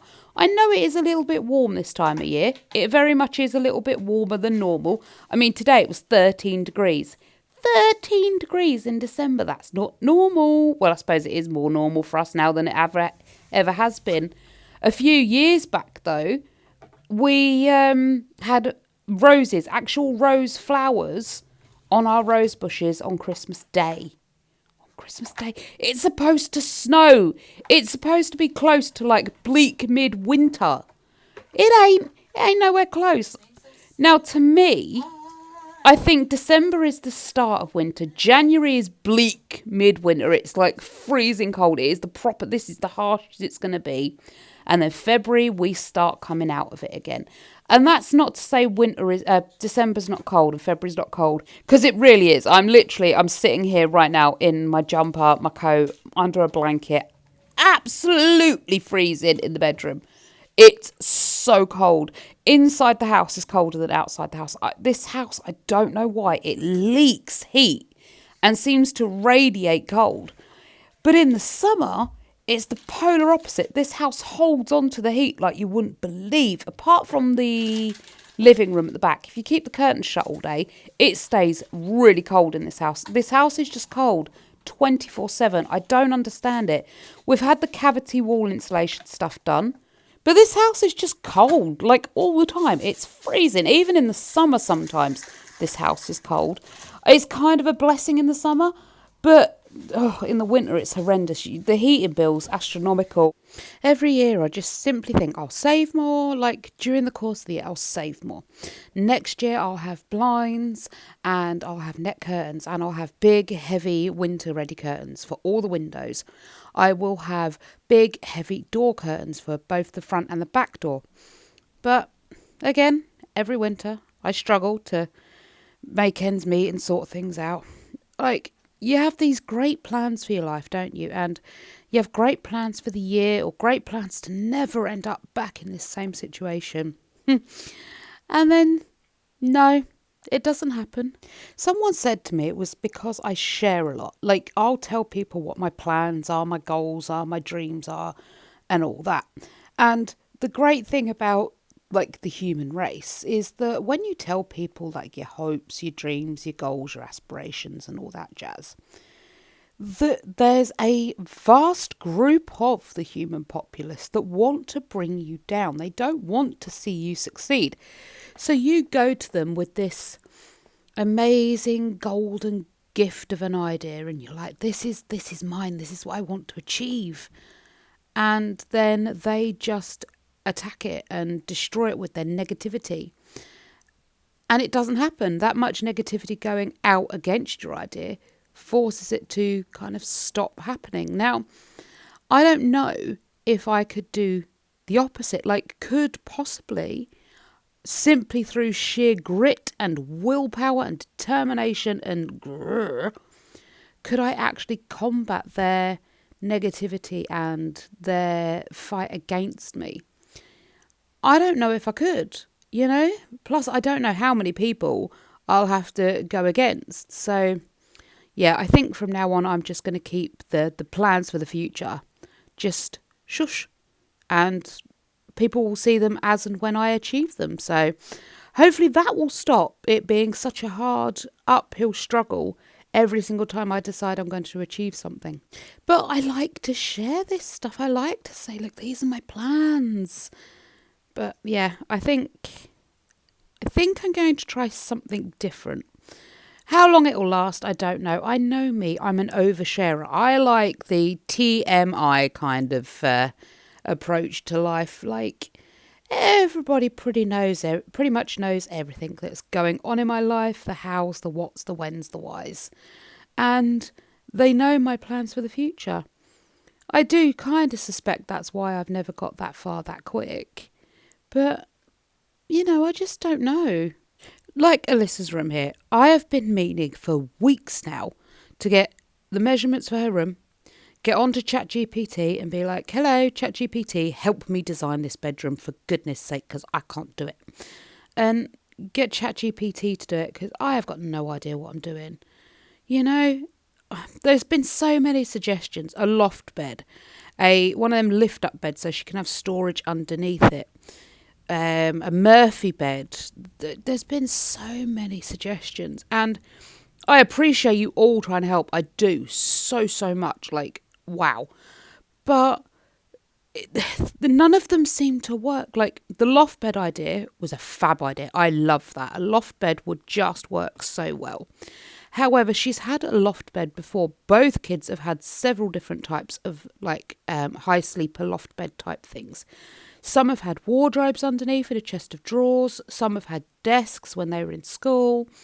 Like, they've had their fair share of loft beds, and they are the most annoying beds in the world to make. How on earth am I going to clamber up there and change the bed linen? It just is not going to happen. And as for her changing the bed linen, that's probably not going to happen either, because even if she wanted to change her bed linen, clambering up there to do it would become such a hard task. It would be one of those jobs that was never done. She doesn't want a high sleeper either, and I can't blame her. I mean, to me, loft beds are like bunk beds that you sleep on when you're kids, you know? I think once you're an adult, a high sleeper bed kind of seems a bit bizarre. I don't know. For me, it's just like going back to being a child. Plus, we have the added problem of when Ben stays. Obviously, how does he get out of a high sleeper? You know, like there's only going to be one entrance and exit to the high sleeper bed, to the ladder. And it's going to be incredibly difficult for him to get up and down. So it kind of like puts that idea like right to the back burner. It's one of my more favourite ideas, I must admit, because it would solve so many issues. And I'm sure we could work our way around the making of the bed issue. It'd just be something you had to get on over and do. But I don't think a loft bed would support my weight unless we could get like a metal framed one, an adult metal framed one. I don't know, it's something I'd approach with her again, but she did veto that idea. She doesn't want a loft bed. So we went to the Murphy bed idea and all the other pull-out bed versions like the futon and sofa beds and things like that. Now, they are great ideas because during the day she's going to have so much space around her room. Fab. But she's not going to put the Murphy bed up. She's not going to pull the futon up. She's not going to fold the sofa bed away. And even if she did, we'd still have to get a wardrobe, a chest of drawers, 2 bedside tables and all that jazz in there, right? But there'd still have to be room for her to pull the bed out in the evening for her to go to sleep on. And there's no way we could just move out all the wardrobe, chest of drawers and bedside tables when she wants to pull her bed out at night. So that kind of really puts the 86 on the pull-out versions of the beds. Now, what was the other suggestion? Oh, those lift-up, like, Ottoman-style beds, you know, where you lift up, like, the whole bed frame and there's this big cavernous space underneath that you can put all your bits in. Now, that idea I also love. I think that would solve a good few issues, to be fair. Like, everything's just under her bed. Yay! But again, I kind of am nervous that actually she wouldn't put anything under the bed because it's hard enough at the moment getting her to put her stuff in her drawers or taking her clothes upstairs. Like, they get washed, dried and ironed down here because that's where the washing and the tumble dry machines are. They get hung up on the door frame in the living room, as you've probably all seen quite a lot. And then it's kids take your clothes upstairs. It's not a hard job. They go upstairs every day. Yet for weeks on end, she will forget. So will Craig, just as bad. And it gets to the point where we have to do it. So if I had all her, like her clothes and stuff under the bed, and she just wouldn't lift the bed up to get to stuff. Plus, we need a wardrobe in here. The wardrobe for her hanging clothes. Now, I don't like having the hanging clothes folded. So, I don't know, that kind of ruins that as well. So, I don't know. For me, I think the high sleeper is going to be the best bet because then her wardrobe can go underneath her high sleeper. And she can have a big wardrobe because it can be like the entire length of her bed. And if need be, she can have a smaller one along the width of her bed. It just makes sense, the high sleeper version, but she doesn't want that. So we're still trying to battle this room out. When I first did this room for her, she loved it. She was keeping on top of it. She was making her bed every day. She had pride in her room. And then this bunch of Neanderthal men come marching through and just trashed it and they've added that cupboard now, which we were promised was only going to be just a few inches bigger than the other one. It wasn't going to be this big, imposing cupboard. It's 3 times the size of the cupboard that we had in here originally. It's not a couple of inches at all. It's at least another couple of feet. Like, it is 3 times the size of what it was, which means we now can't fit her stuff in here. Her room's gone back to being this transient space where she'll come home and sleep and then go back out again, or she will just sit and fester and watch Netflix or Prime, because that's all she does. And she eats in her room as well. Now, I know there's at least one person who finds that absolutely repulsive and shouldn't be done. But let me give you a little insight into anxiety and depression, for just in case. Now, I know people are going to say, oh, I know anxiety and depression, I suffer from it too. Well, people who are making some comments like that, maybe they're not quite as au fait with some branches of anxiety and depression, because let me tell you, Alyssa has a lot of anxiety around eating and things like that, and being downstairs and eating and that sort of thing can be quite anxiety inducing. But also, like, when you're depressive, you just want to be curled up in your pit. It's not a bed anymore. It's not a bedroom anymore. It's just a pit. And that is what her room has become. It's become this representation of, I had a hope, I had a dream, and then people just squashed it. And it is now just this pit of despair. Why on earth would she want to care about a pit of despair? She is depressed, she is anxious. Food makes her feel better, and the room is a big part of what's making her depressed and anxious. So yeah, I see eating in her room as kind of a problem, because I think, eating in the bedroom, me and Dell do it, sometimes we'll go to bed and watch films and I'll take snacks upstairs. But for me, I kind of see it as, I know my depression's getting bad when I'm eating in bed. And I think it's kind of the same for Alyssa. Like, I think her depression and her anxiety are huge. And no, she doesn't mind me sharing this stuff. We talk about what I can and can't share on the internet all the time. And I do often revisit it. Are you okay if I keep filming your room? Are you okay if I keep sharing this stuff? And yes, it's fine. Now, on that side note, she has managed to get through to a doctor who has now sent her for a referral. They think it's time for a referral to finally get this depression and anxiety sorted out once and for all. Alyssa has been through a lot in her nearly 21 years of life, a huge amount. That I'm not going to share, because obviously that's hers to give out. But she has been through a massive amount of stuff. And yeah, she needed therapy years ago. But because she was young, it was, oh, you'll grow out of it. Oh, it's just a phase. Oh, it's just your hormones. There was always an excuse for why she was depressed, why she was anxious, why these things were happening. No one wanted to look at the fact that actually she had a problem. And it was caused by the things that have gone on in her life. Like, there was a direct correlation between cause and event. And no one wanted to look at it. No matter how much we tried, we argued, we shouted, we stomped our feet, no one wanted to care. And then this happened, and it's just like her whole life. No one outside of the family has wanted to care about her, has wanted to actually help her. That's what it's felt like. Whether that's been the truth or not, that's what it's felt like. And that she's been on her own.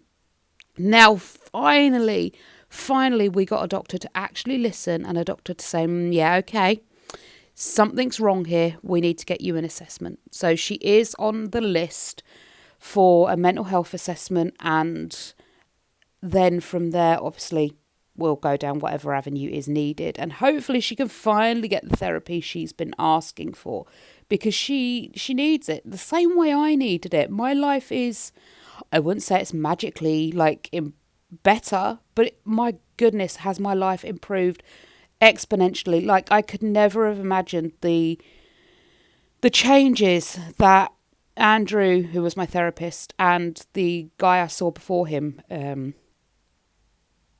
Jordan. I don't remember the man's name. I'm terrible with names. But the work those two did has changed my life dramatically. Like, I am not the person I was before. People comment on it all the time. You're not like who you were before.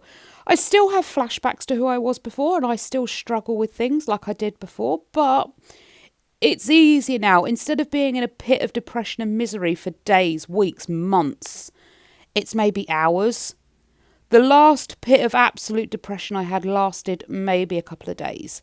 But that was only because I decided I needed to sort of shut myself down for a little bit. I needed to think things through, which is what I did. I wasn't depressed for those few days, but I did need to shut down and think processes through.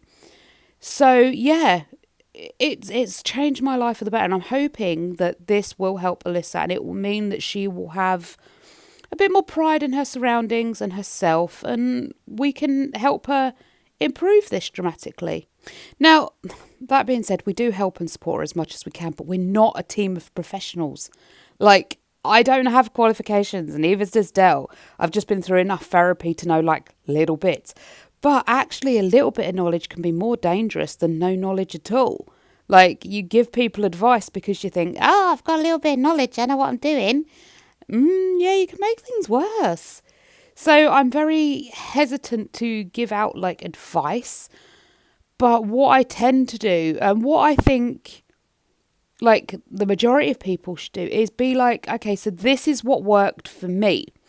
And share the stories, share your experiences, rather than say, oh, I think you should do this, and I think you should do that, because every person's different. What worked for me, even if I am a qualified therapist, what worked for me wouldn't work for you, you know? And that's the thing. Therapists have this way of going, okay, that didn't work, right, let's try this instead. They've got a whole playbook of stuff that could work and couldn't work and might work, and, you know, they've got other things to go to, and they've got people they can refer you to if their specialisms aren't working.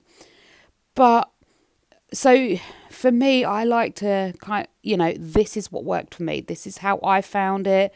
This is my experience. And if people want to go ahead and try it and it works for them, yay, I am pleased as punch. I really am happy.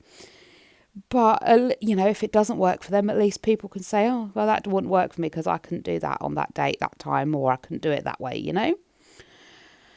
So, yeah, there is the story of little Alyssa. Hopefully, like I say, I can get her room redone.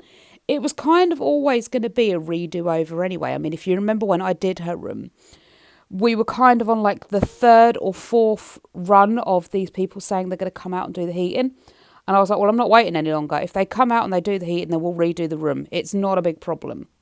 But I'm starting and I'm getting stuff done because I'm not waiting forever. This is ridiculous. So I kind of always had an inkling that I was going to do it and they were going to come in and they were going to destroy it. So, yeah, I need to get it done again. So I'm going to, at some point, hopefully sit down with her and try and figure this out. But again, I'm not sharing my plans because I don't know if it's going to ruin things. I don't think it will, but it might. And I don't want to take that risk. So I'm going to give you vague, because I am an oversharer, like I said to you before. I am very much an oversharer. So you're going to get vague, these are my plans. Like you all know, over the course of the next few years or whatever, I want to do up the whole house, the garden, and me and Del. But that's not a plan. That's a goal, a future goal. I'm not going to be telling you the plans. Those are just videos you're going to have to wait for to see when they come out, and then you'll be like, oh, that was the plan. Wow. Or, oh, that was the plan. Yeah, no, that wasn't great, was it? So yeah. Anyway, that is Alyssa's room done. She's got her festive Christmas bedding on. I am going to put her throw pillows out, but check it out. It looks so cosy when it's lit with the soft lights. I really like it. I've just got to organise it better. I have been meaning to get some sort of organisational system for this house for years. Like years and years and years. It never seems to last that long. I think mainly because I've got two people in the house that like their stuff out everywhere. Craig, who doesn't care, and me, who likes the stuff put away neatly and organised. And it's like, how do you cater for everybody? That's what I'm finding the hard bit. Because at the end of the day, This is Dell and Alyssa's home too. It is Craig's home as well, and it is my home. And we all should be happy and comfortable living here. But it's a little bit difficult to keep everyone happy and comfortable living in their space when Dell, Craig and Alyssa, they don't care if the furniture's like mismatched and their stuff's all out and over the place. And I'm like, no, it needs to all be matching, it needs to all be pretty, it needs to all be the same, and it needs to be like all themed and blah, blah, blah, you know? So it's difficult. It really is difficult. You're balancing 4 people who have very different tastes and very different opinions on how a family home and life should be. Now, yes, there are some basic standards. There shouldn't be just filth all over the place, just like rubbish all over the floors. And yeah, you know what? In this house, sometimes there is. Sometimes there are actually wrappers. Hang on, I need to lay down. Oh, I've had a very bad night's sleep. Anyway, sometimes in this house there are wrappers that just end up all over the floor, crisp bags. You throw them in the bin. Well, you throw them at the bin. And they don't land in the bin. They just sort of land like on the floor around the bin. And instead of getting up straight away to pick it up and put it in the bin, you think, I'll do that later. And actually later is about a week down the line and I come along and put it in the bins. Should we get up straight away and put it straight in the bin? Yes. Is it laziness why we don't do that? Yes. And is that an excuse for having a filthy, dirty home? I don't think so. No, not really. But it is the reality of what's going on. And I share you the reality. I don't know really of any home where every person gets everything done straight away. I would honestly, I would really like to go and spend a few days in a home of a person who keeps their home completely spotless. I would. I genuinely would. I would like to go and spend a few days with them and see how they balance 2 jobs, how they balance emotional needs of people with mental health problems, and keep everything pristine, neat, tidy, clean, and all that. Because I don't know how they do it. I really don't. And I think, my honest opinion, right? All these people that put things like, oh, well, I've got kids with autism as well, like on the spectrum really badly autism. I've got mental health needs. I've got depression and anxiety. I work full time and keep my house spotless 24/7.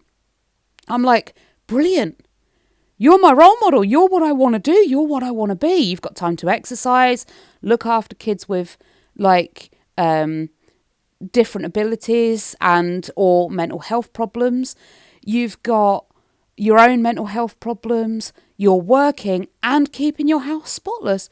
Please tell me. Like, you are the role model. You're what I want to be. So instead of sitting there in judgment of me, telling me how you managed to do all this stuff, show me. Please, for the love of all that is good and pure, show me. Show the world. Show the internet. Don't just sit there as a keyboard warrior in some sort of dark space somewhere in the ether that no one knows and cast judgment and dispersions on other people. Show us how it works. Show us how to do it so we can all join the ranks of what we want to be. Because I can tell you for now, I, and probably many other people in my situation, don't want to be doing this.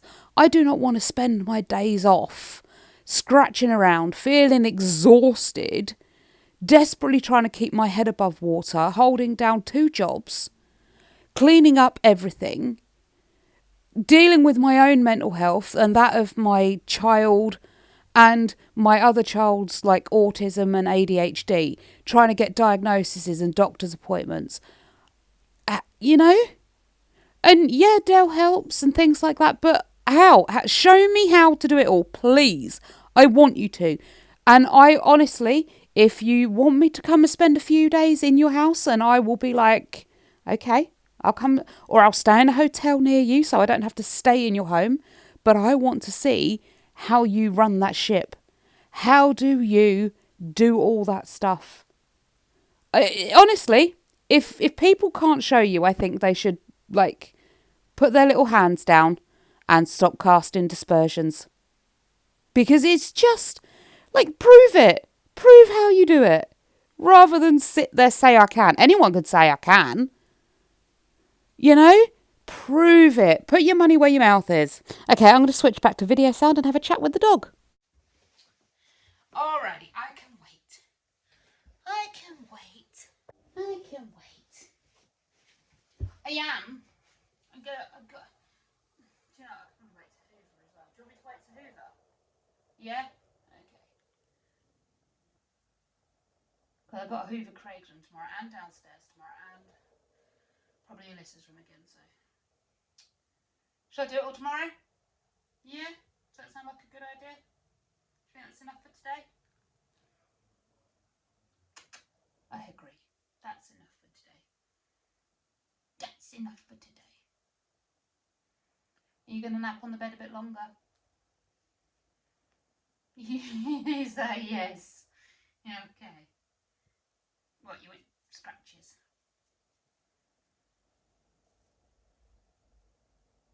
What on earth is that?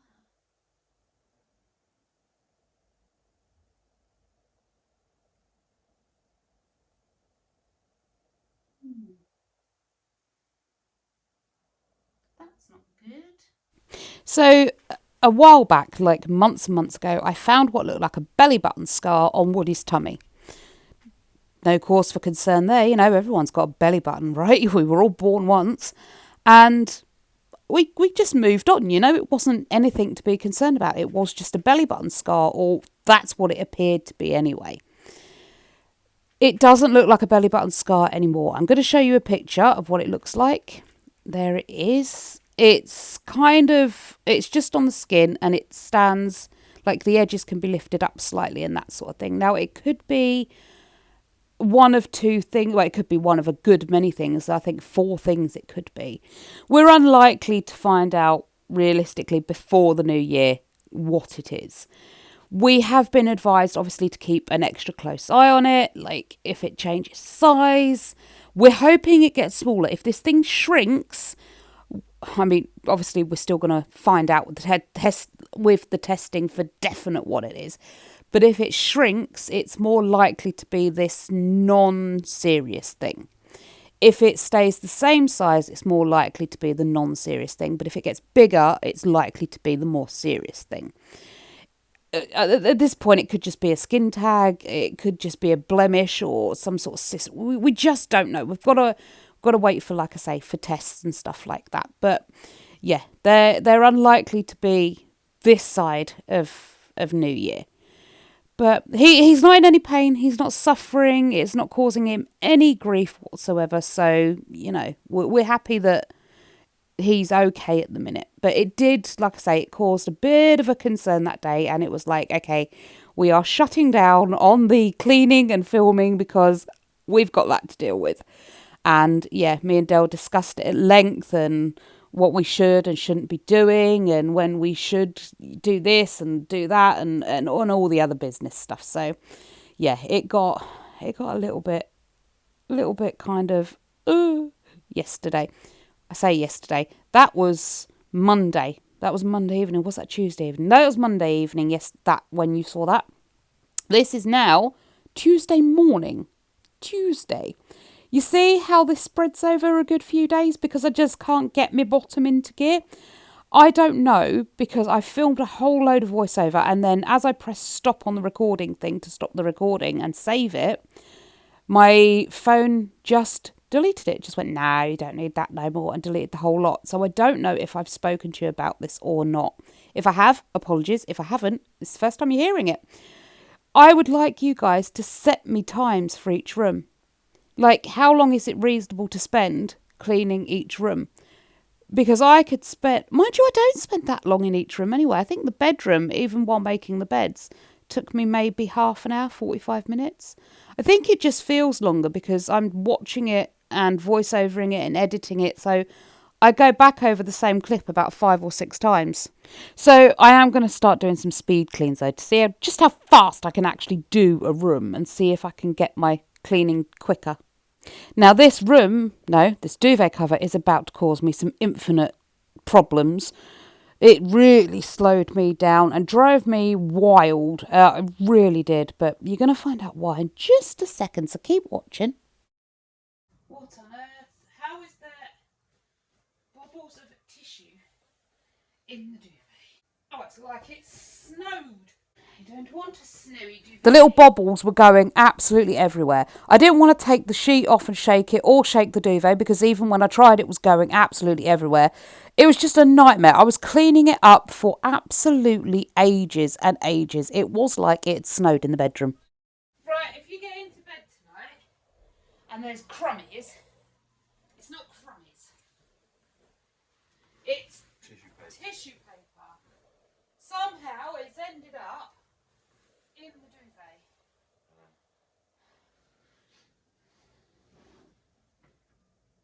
Let's put them on.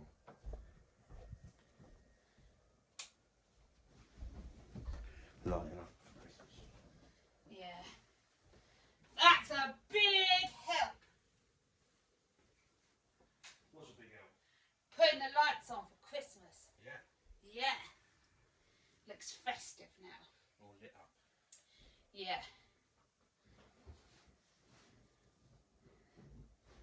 Ah! Bloody bobbly bits.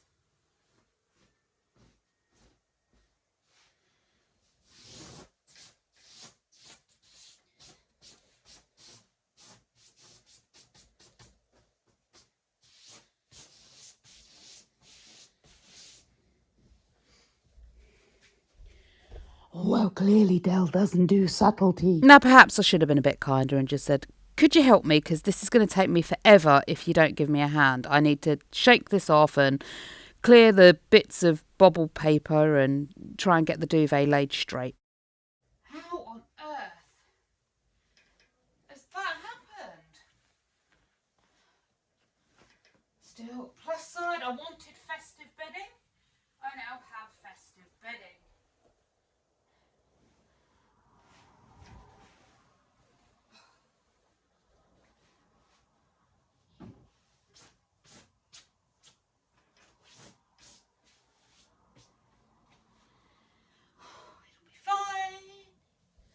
It'll be fine. It will be fine. 30! Pally boy! That was 30. Pally boy at the driver that was clearly doing way more than 30 as he went past our house. Yeah? Excuse Dell's language. Thank you. Sorry. You'll have to edit that out. Think I will. Yeah. Oh, blimey, O'Reilly, O'Rourke. Yeah, if you're doing more than 30, you're an absolute... Wally. Why is it doing this to me? Oh, conversation's over. No, it's fine.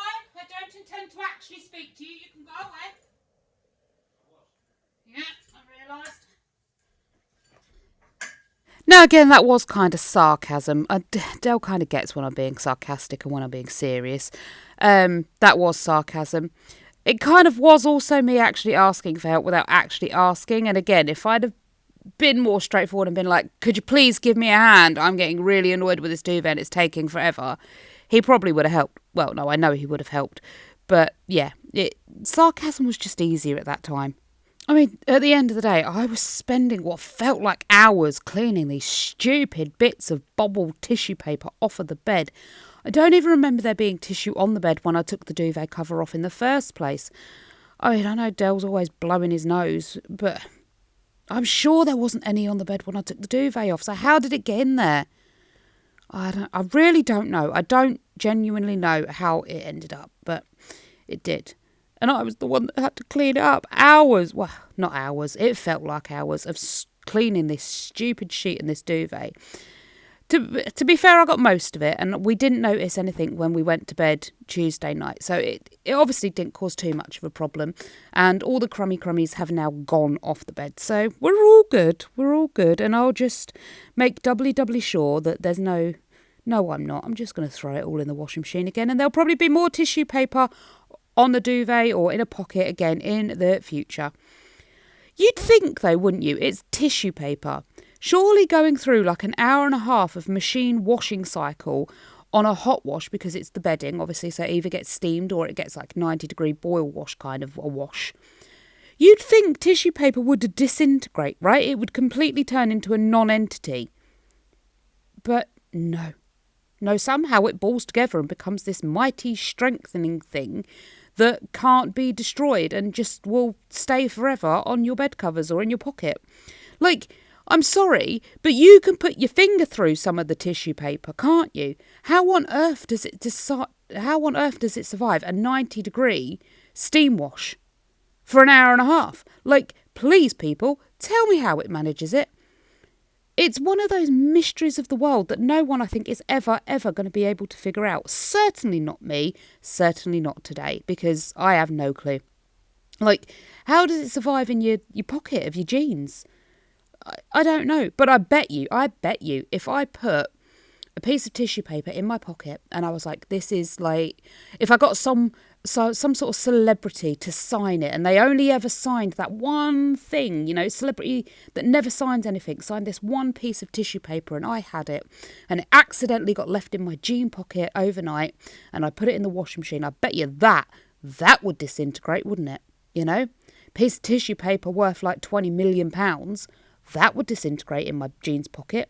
But no, some balled up snot rag, that can go through the washing machine without once disintegrating or coming to pieces. It just rolls up into this little ball like some sort of hedgehog for extra safety, and will forevermore be picked out of the pocket of your jeans, because you're never going to get rid of it all, are you? You're still going to be finding bits of tissue paper ball in your pocket for the rest of the time you own those jeans. Like, I bet you the next time I put this bed linen on the bed, there'll still be bits of tissue paper balled up in one of the corners somewhere that we'll have to pick out. It's like if you break a glass. You drop a glass on the floor and smash it, right? How long are you going to be finding tiny whittle shards of glass around your kitchen floor or your living room floor for? I'll tell you how long. The rest of the time you're in that house. Tinsel after Christmas, right? Please tell me I'm not the only one that still finds bits of tinsel in the house in July. Or the odd bauble, that happens as well. Oh, there's another bauble there. Didn't know that was there. Even if you've redecorated the whole house, you'll still find tinsel and a bauble come July. Do you know what? I may save it the effort of hiding this year, and I may just keep a bauble in the house pinned up somewhere so a little bit of Christmas stays out all year round. When we're packing it away, if one falls off the tree, I might just pin it up somewhere and be like, right, you are the bauble that is just going to stay in all year round because you fell off the tree and you clearly wanted to be a part of our year. We did actually, there is a spider decoration we have on our tree. I need to put that video up as well. There is a spider decoration we have on our tree, right? And we used to take that off the tree at the end of the year, and it would stay in a prominent position in the house all year round as like an ode to Christmas. Maybe we should do that again, because I don't remember finding the baubles or the tinsel the year we kept the spider in the house. Even the dog's thinking about it and mulling it over. Did you hear him? I don't know if you hear him. Honestly, sometimes when I'm doing these voiceovers, the dog can be so vocal. I'm like, I wonder if they picked up on that. He's often sort of like, oh, or whatever random other noise he decides to make. He's quite comical. Now, I know you hear him if the doorbell goes or a tractor goes past or an aeroplane flies over the house, because he gets absolutely, I don't know what the word is I'm trying to search for, but he goes bonkers. He proper gets excited. And like he's lived here his entire life almost. He lived on a farm before, so tractors should have been well used to. But no, for some reason, Woody, tractors, they excite him so much. And he's definitely lived in Lincolnshire all his life. So he should have been well used to the military planes flying overhead at speed and hearing them. So why every time does he go absolutely mad when he hears them? Like, you know what they are. They come past every day. You're like 6 now? 7? Surely you understand that noise is just a noise. Happens all the time. But he's also got a bit weird with Hoover. Since Buzz and Cassie went, he's taken over as the keeper of the Hoover and the lawnmower. He'll attack the lawnmower. We have to be really careful with him. We have to put him inside because otherwise he will try and bite at the wheels of the lawnmower, which is what Buzz used to do. And I'm not having that happen because that could cause a pretty nasty accident. He doesn't do it to the Hoover like Buzz did. He just whines and cries when the Hoover turns on and comes running towards it. But it's like when Buzz was here to do that job, Woody didn't have to bother. Now Buzz isn't here to do that job, Woody has to bother. It's like, no, you never bothered for the year or so we had you both together. Now all of a sudden one's gone. You don't have to fill his shoes. Stop doing that. We didn't like that behaviour. But Woody seems to think we did. So, I don't know. I'm tempted to get a trainer back in just to try and help stop that behaviour. But the last trainer we had in was like, well, we'll reward them every time you go out the door, and then they won't get upset and cry. Now Woody gets upset and cries if we don't give him a treat when we go outside the door. If we run out of treats, we have to leave with him going, and no, it's not separation anxiety, because the minute you've shut the door and left, he calms down completely. We've checked it, we've filmed it, he only gets excited when you're walking out of the door. The minute the door's shut and you've gone, he's back to normal, back to calm. Not a problem. He'll just find himself a nice little space to chill out till we come home again. So it's not separation anxiety. He's just learnt that every time we go out, he gets a treat. And he gets excited for that treat. So if you don't give him it, that excitement has to go somewhere, and it comes out in vocal...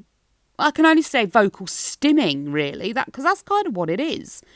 So yeah, we have to give him a treat. And I'm not sure if I want to be walking around with a pocket of kibbles and treats, so every time we turn the lawnmower or the Hoover on, I can be like, good boy, good boy, good boy, good boy, and keep giving him flipping rewards. Like, I'm not opposed to rewarding my dog, I'm not. But if I'm trying to mow the lawn and Hoover the house, I need to be able to do that and not have to keep stopping every 5 seconds to throw the dog a kibble treat and tell him he's a good boy for not doing it's not like he's performing a good behaviour. He's just not doing something naughty. I don't get a kibble every time I walk down the street and don't do something daft, That Dell doesn't drive me to the shop and go, you sat so nicely in the car and you didn't shout at any other drivers, let me get you a biscuit. I'm just expected to behave with a certain standard of behavioural nicety. And yes, I'm aware he's a dog and he's different. He doesn't quite understand all that. But he does, because when we go on walks, he doesn't get a treat every time he comes back to us. He doesn't get a treat every time he walks to heel. He's just expected not to pull us down the street and make those noises because he can't breathe properly because he's pulling. And he's expected not to run off. They're just a standard I have for the dog. Don't run away and don't pull. I'm not going to give you a reward for not doing that. Now, when we were training him, yes, absolutely, I agree. You give them rewards so they know the behaviour. And occasionally, he will get a treat for coming back and he will get a treat for walking to heel. But I found, actually, if I give him a treat for walking to heel, the minute I say to him, oh, good boy, or I give him a treat, he's like, wow, yeah, I'm excited now. And he starts pulling even worse than before. So rewarding him is just daft. It makes him worse, not better. But I don't know. I've got to do something. It's driving me mad when he keeps going over absolutely everything. Just stop it. Please stop it. There's no need for it. You know what it is. You know the sound it's making. Just stop it. See, look at Craig's room. Honestly, I don't... Why he put his telly on his Lego box in front of his chest of drawers, I don't know. But that's how he wants it. Fine. He's happy like that. Good on him. He just sits in here and plays his Xbox. He don't make a mess in here, really. Yeah, I change his bed linen, but I do Alyssa's as well. If I ask him to, he'll change his. But mainly I just do it for him. It's easier than keep asking and reminding and doing it. So I just do it for him. It's done then, isn't it?